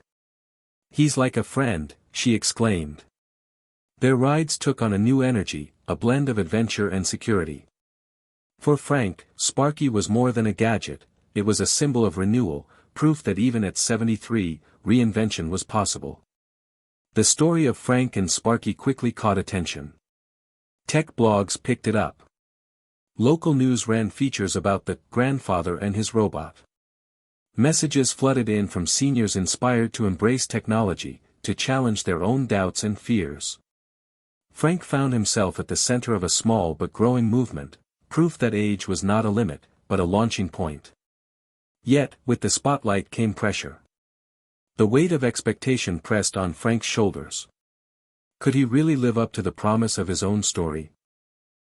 One afternoon, after a particularly challenging test run where Sparky malfunctioned and nearly caused a crash, Frank sat on the porch, exhausted and frustrated. The fear of failure crept in, whispering old doubts. Maybe this is too much. Maybe I'm too old. He closed his eyes, trying to breathe through the anxiety. Then his phone buzzed, a new Elon Musk interview, titled, "Why Fear is the Enemy of Progress." Frank listened to Musk's calm, confident voice, "The biggest risk is not taking any risk. Fear keeps us stuck. You have to be willing to fail to succeed." The words hit like a jolt. Frank opened his eyes, the fog lifting. Failure was not a defeat, it was part of the process. He stood up, feeling the spark inside him reignite. He would keep going. The next weeks were a whirlwind of refinement, learning, and unexpected joy. Frank and the robotics team worked tirelessly to improve Sparky's algorithms, making the robot smarter, more responsive, and safer. Mia learned how to interact with Sparky, teaching it new commands and even programming little jokes. At home, Karen watched her father with awe, seeing him transform from a man haunted by regrets to a pioneer of his own future. One evening, Frank received an invitation to present Sparky at a local innovation fair. The event was bustling with young inventors and curious minds, but Frank's booth quickly became a magnet. People gathered around, fascinated by the blend of old-school craftsmanship and cutting-edge robotics. "You're proof that age doesn't define innovation," a young engineer told him. Frank smiled, feeling a deep satisfaction. After the fair, Frank sat alone in the quiet of his garage, Sparky resting quietly on the bench. He thought about the journey, the darkness, the doubts, the spark that Elon Musk had lit inside him. He realized that the spark was not just about technology or invention. It was about courage, about daring to believe that life could be rewritten at any age. "I was never too old," he whispered. "I was just waiting for permission to start again." The road ahead was still uncertain, but Frank no longer feared the unknown. With Sparky by his side and a family slowly rebuilding, he felt ready to face whatever came next. Because now, the spark inside him was aflame, lighting the way forward. The morning air was heavy with tension, an ominous stillness that pressed on Frank's chest like a weight he couldn't shake. Outside, the sky was a dull gray, the kind of color that hinted at storms, both the kind that came with thunder and rain, and the storms that roiled deep inside a person's heart. Frank knew today wasn't going to be easy. Just last night, Karen had called with difficult news. Paul had decided to challenge Frank's involvement with the grandchildren. The old wounds, it seemed, were far from healed. Family court was looming, and the uncertainty gnawed at Frank like a relentless tide. He sat in his garage, Sparky perched quietly beside the bike, the faint hum of its circuits a soothing counterpoint to the chaos swirling in his mind. "You've got this, Frank," he whispered to himself, channeling Elon Musk's fearless determination. "Failure is just a stepping stone." He had learned this over and over, but today, the lesson was harder to embrace. The days leading up to the court date were a whirlwind of preparation and emotional turmoil. Karen stood by his side, her support unwavering but tinged with worry. "Dad, they're going to try to paint you as unstable, as if you're too old or reckless," she said one evening, pacing the living room. "We need to show them you're reliable, that you're here for the kids." Frank nodded, swallowing the lump in his throat. "I'll do whatever it takes." On the morning of the hearing, Frank dressed carefully, his best shirt, freshly pressed pants, and a tie Karen had bought him. He looked at his reflection, seeing the lines time had etched but also the fire burning in his eyes.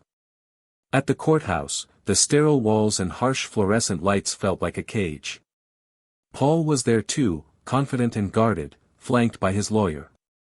The proceedings began with a cold formality, each side presenting arguments, lawyers questioning Frank's fitness and intentions. Frank listened as his past mistakes were dissected, the years of silence and absence thrown back at him like stones. But when it was his turn to speak, Frank stood tall and clear.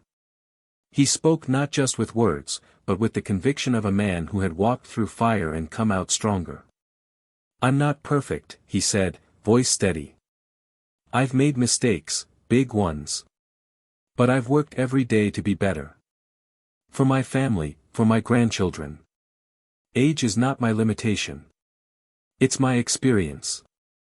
I'm here to be part of their lives, fully and openly." As he spoke, Frank glanced at Karen and Mia in the audience. Their faces gave him strength. Sparky sat quietly in its case beside him, a symbol of his commitment to innovation and care. The judge listened thoughtfully, then asked about Frank's current lifestyle and plans. Frank explained his work on Sparky, how technology helped him stay independent and safe. He talked about his renewed relationship with Karen, and the bonds forming with the children. Outside the courtroom, the storm that had threatened all day finally broke, rain pelting the windows with relentless force. Frank stood beneath an awning, soaking in the moment, not in defeat, but in readiness. Whatever the outcome, he knew he had faced the storm with integrity. The wait for the judge's decision was agonizing. Days passed in a haze of anxious anticipation.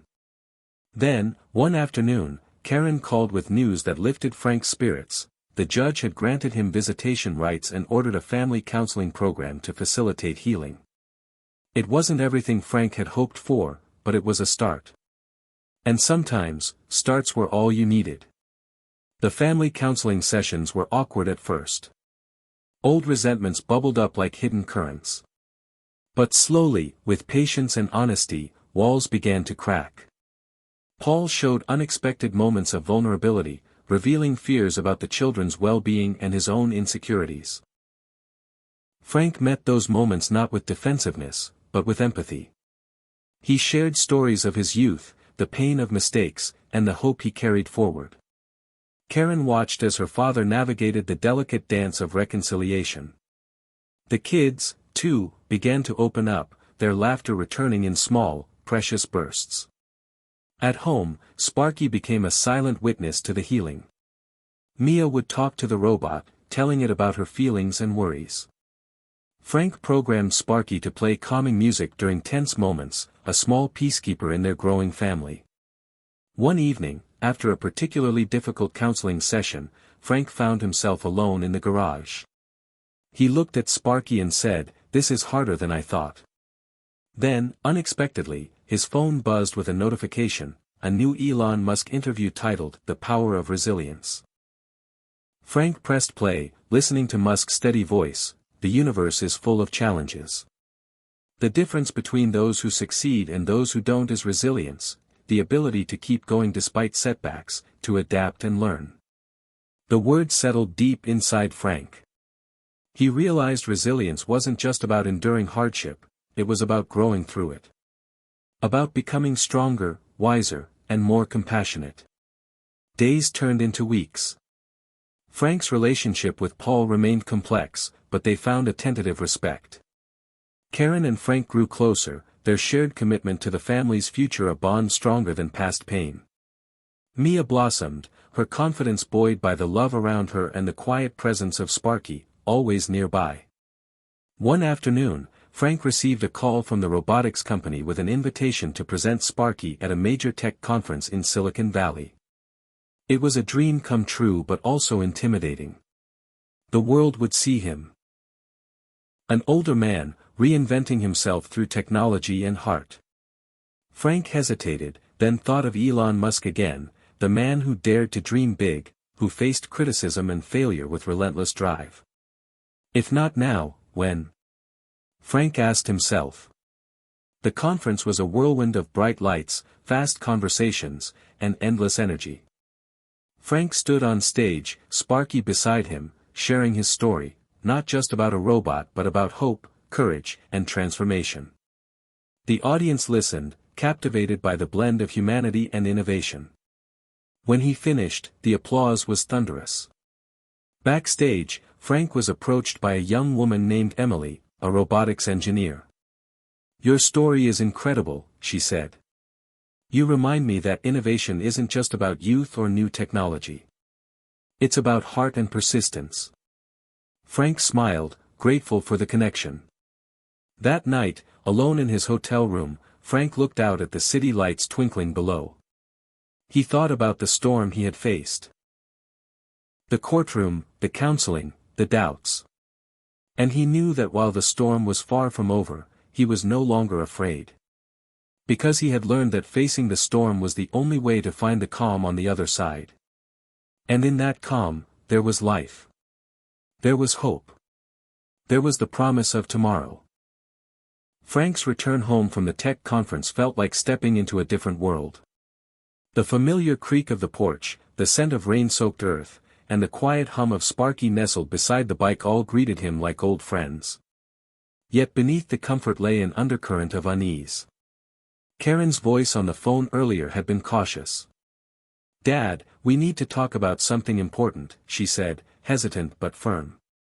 Frank knew that tone, it meant change was coming, whether he was ready or not. That evening, as the sun dipped low behind the trees, Karen sat across from him in the living room, her hands clasped tightly. "Dad," she began, "Paul and I have been talking. He wants to move out of state, for a fresh start with the kids. It's going to happen soon." Frank felt a sudden tightening in his chest, a cold wave washing over him. "How soon?" he asked, voice barely above a whisper. "Next month," Karen said softly. "They're asking if you want to come with us." The invitation was unexpected, a chance to keep the family together but also a leap into the unknown. Frank's mind raced with memories of his youth, the small town he'd always called home, the rhythms and routines that had shaped his life. Leaving it all behind was daunting. But then he thought of Elon Musk's relentless pursuit of new frontiers, the way Musk embraced uncertainty as a catalyst for growth. Maybe this is my next adventure, Frank thought. Over the next few weeks, preparations began in earnest. The house was packed up, the garage emptied of tools and parts, except for Sparky, which remained a constant reminder of Frank's transformation. Mia was excited, bubbling with questions about the new school and new friends. Karen handled the logistics, while Frank tried to steady his nerves.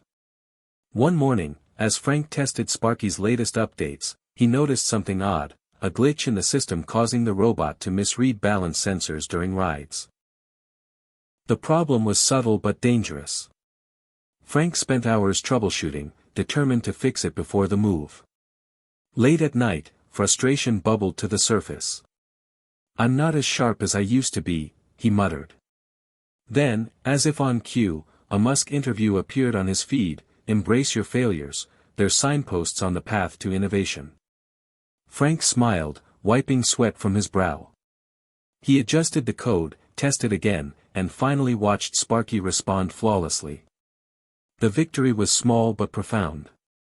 On moving day, the neighborhood gathered to say goodbye.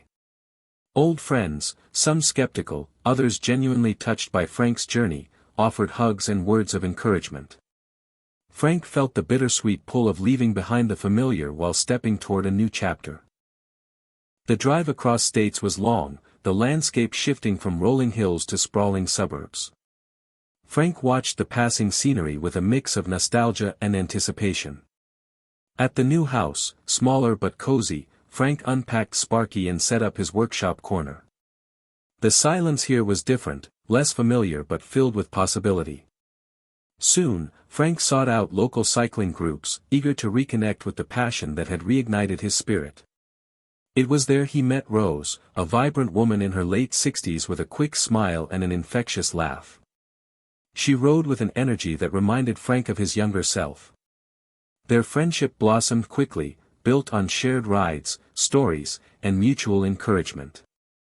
Rose challenged Frank to push beyond his comfort zones, introducing him to new trails and encouraging him to join community events. One afternoon, during a particularly strenuous ride, Frank felt his legs burn and his heart pound. But he kept going, fueled by Rose's infectious spirit and his own stubborn will. That evening, back home, Frank reflected on how far he'd come, from isolation and doubt to connection and courage. But life wasn't without setbacks. One morning, while testing Sparky on a new trail, Frank slipped and fell, twisting his ankle badly. The pain was sharp, a harsh reminder of his body's limits. Karen rushed to his side, worry etched deep in her face. "You need to take it easy, Dad," she urged. But Frank bristled at the suggestion, the old resistance flickering back. "I can handle this," he insisted. The injury forced him to slow down, confront vulnerability he tried to avoid. For days, he struggled with frustration and fear, the fear of losing progress, of slipping back into old patterns of helplessness. During those quiet moments, Frank turned again to Musk's words, "When something is important enough, you do it even if the odds are not in your favor." Frank realized that healing was part of the journey, not a detour. He allowed himself the grace to rest, to recover, and in doing so, found new strength. As his ankle healed, Frank began volunteering at a local senior center, sharing his story and encouraging others to embrace change and technology. His talks resonated deeply, sparking conversations about aging, purpose, and possibility. One evening, after a lively discussion, a woman approached Frank with tears in her eyes. "You've given me hope," she said. "I thought my best years were behind me. You've shown me they're just beginning." Frank felt a profound sense of purpose, a reminder that his journey was bigger than himself. But just as things seemed to settle, another unexpected challenge arrived. Karen called with urgent news: Paul had suffered a health scare. The fragile peace within the family was shaken once more. Frank hurried to the hospital, the sterile halls a stark contrast to the warmth of home. Paul lay pale but stable, a reminder of life's fragility. The crisis brought the family closer, old tensions giving way to support and shared concern. Frank stayed by Paul's side, their conversations raw and honest, peeling back layers of resentment and misunderstanding. In those moments, Frank found forgiveness, not just for Paul, but for himself. He understood that healing was messy, imperfect, and ongoing. Through it all, Sparky remained a symbol of persistence and hope. Frank programmed the robot to monitor Paul's vitals during recovery, a small act of care bridging technology and humanity. As Paul regained strength, the family made plans to rebuild their relationships on new foundations, grounded in empathy, communication, and love. Frank's journey was far from over, but with each unexpected turn, he embraced the lessons of resilience and reinvention. He realized that life, much like his robot, was a complex system of trial, error, and adaptation. And in that complexity lay the beauty of transformation. After the whirlwind of Paul's recovery, a fragile calm settled over Frank's new life. The small house in the unfamiliar town no longer felt like a temporary refuge but a place where new roots could take hold. Sparky, once merely a project to prove his worth, had become a bridge between Frank and the world, a quiet companion, a symbol of hope and resilience. Frank began to see the true power of connection. It wasn't just the physical presence of family or friends but the emotional ties that nourished the soul, especially when age and hardship threatened to isolate him. One morning, while adjusting Sparky's latest software upgrade, Frank received an unexpected call from an old friend, Mike. A fellow cyclist from back home. Their years had stretched thin the threads of friendship, but Mike's voice was warm and familiar. "Frank, I've been following your story online," Mike said. "You're an inspiration. I'm coming to visit next month." Frank's heart lifted. The prospect of rekindling a friendship that once meant everything was a spark he hadn't realized he needed. When Mike arrived, the two men embraced like brothers separated by time but reunited by shared history and new understanding. They spent hours talking about everything: past regrets, present struggles, and future hopes. Mike listened as Frank spoke of Sparky and the family challenges, offering words of encouragement and practical advice. "You're showing that age doesn't have to be a limitation," Mike said. "It's a new chapter." The visit became a turning point. Frank realized how much he had isolated himself in his determination to prove something, to others and himself. The reconnection reminded him that relationships were a source of strength, not weakness. Inspired, Frank reached out to more people from his past, old cycling buddies, former co-workers, even distant relatives. Slowly, his phone and inbox filled with messages and invitations. The digital world, once intimidating, became a platform for building community. Frank started a blog to share his journey, mixing stories of perseverance with updates on Sparky's development. His candidness struck a chord with readers, many of whom were seniors grappling with their own fears and doubts. Comments poured in, thank yous, shared stories, and words of hope. "You're not alone," one reader wrote. "Your story reminds me to keep going." Frank found himself energized by this virtual connection, answering messages and engaging with a growing audience. It was a reminder that even in an age often marked by invisibility, one's voice could still resonate. Meanwhile, Sparky evolved beyond its original design. Frank integrated new features, voice recognition, emotional response algorithms, and a safety protocol that allowed it to assist with household tasks. One day, Sparky surprised Frank by initiating a gentle, personalized message: "Good morning, Frank. Ready to take on today's challenges?" The warmth in the robotic voice made Frank smile, a testament to the fusion of technology and empathy. His partnership with Sparky wasn't just practical, it was deeply personal.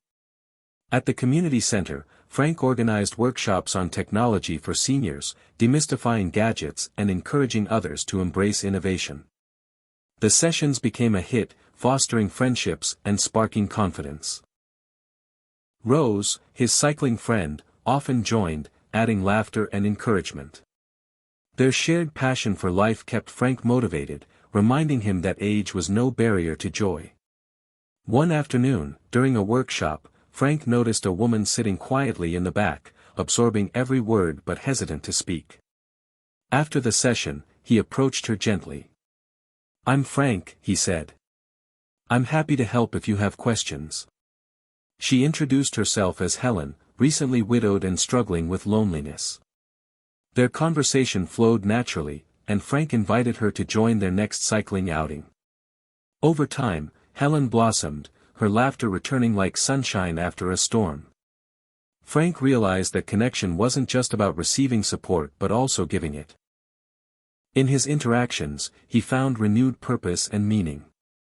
Yet, beneath the growing warmth, Frank still wrestled with moments of doubt, the whispering shadows of age, failure, and loss. Some days, the weight of the past threatened to overwhelm him. But then, he'd hear Elon Musk's voice echo in his mind, "Don't be afraid of new ideas. Embrace them. The future belongs to those who dare." These words became a mantra, propelling Frank forward. One evening, as Frank worked late on Sparky's coding, Karen called with surprising news: Mia had been accepted into a prestigious summer camp focused on robotics and innovation. The pride in Karen's voice was unmistakable. For Mia, it was a chance to nurture her curiosity and build confidence. For Frank, it was a symbol of the legacy he was helping to shape, not just through family but through inspiration. At the camp, Mia thrived, excitedly sharing new concepts and projects with Frank during weekend visits. Their conversations deepened their bond, bridging generations through shared passion. Frank saw in Mia a reflection of his own youthful dreams, and he vowed to support her journey. As summer waned, Frank felt the steady rhythm of life returning, a balance of challenge and joy, struggle and triumph.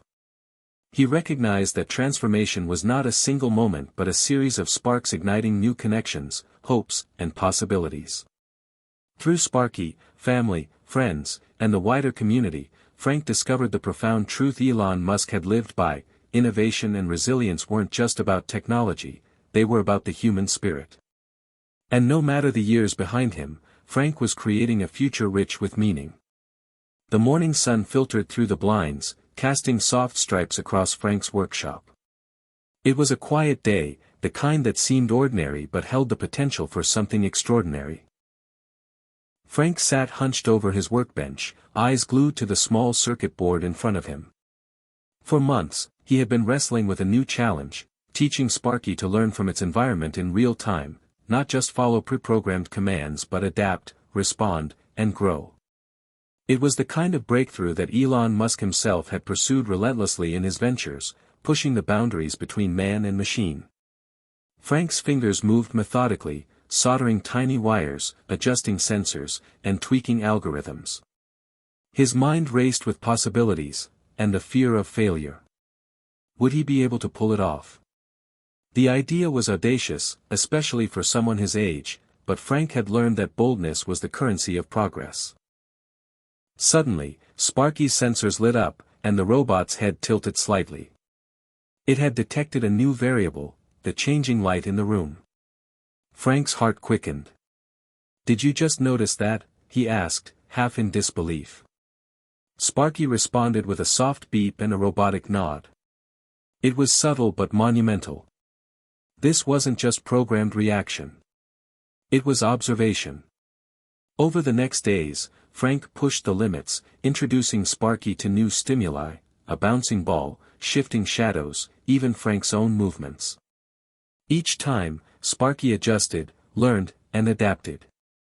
It was as if the robot had crossed a threshold, becoming more than machine. It was evolving. News of Frank's progress spread quietly at first. Karen was amazed, sharing the updates with Mia and their friends. Even Paul, still tentative in his relationship with Frank, expressed cautious admiration. "I didn't think you had it in you, Dad," he said one evening.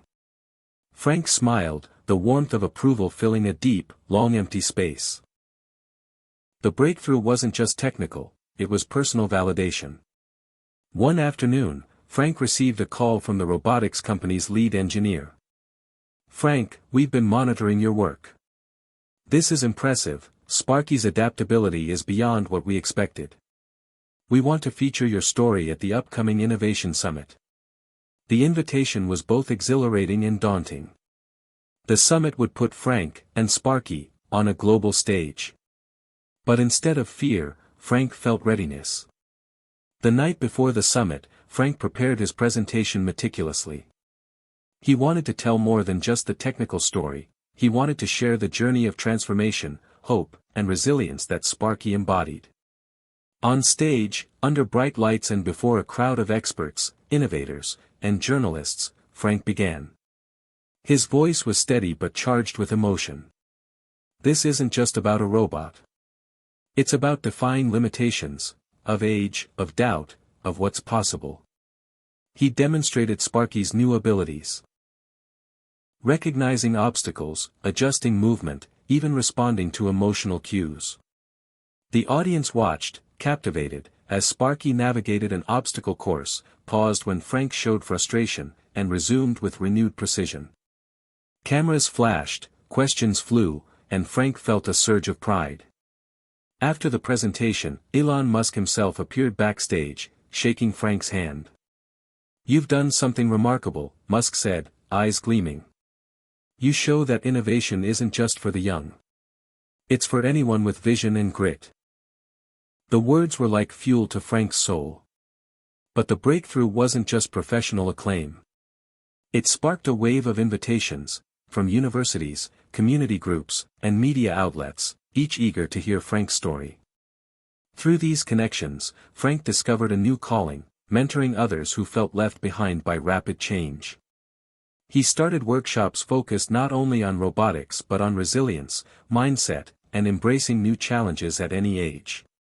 His message was clear: it's never too late to reinvent yourself, to learn, to grow. Back home, the changes rippled through his family. Mia, inspired by her grandfather's success, dove deeper into her robotic studies. Karen found renewed hope in their family's future. Paul, witnessing Frank's determination, softened his stance, opening the door to rebuilding trust. One evening, Frank sat on the porch with Rose, the cycling friend who had become a constant in his life. "You know," Rose said, "I always thought the biggest battles were physical. Age, health, stamina. But you've shown me it's the battle in the mind that counts." Frank nodded, looking at the stars emerging in the twilight sky. "And sometimes, the greatest breakthroughs come when you stop fearing failure and start embracing possibility." Sparky sat quietly by the door, a silent companion in the journey. Frank felt a deep sense of peace mixed with excitement.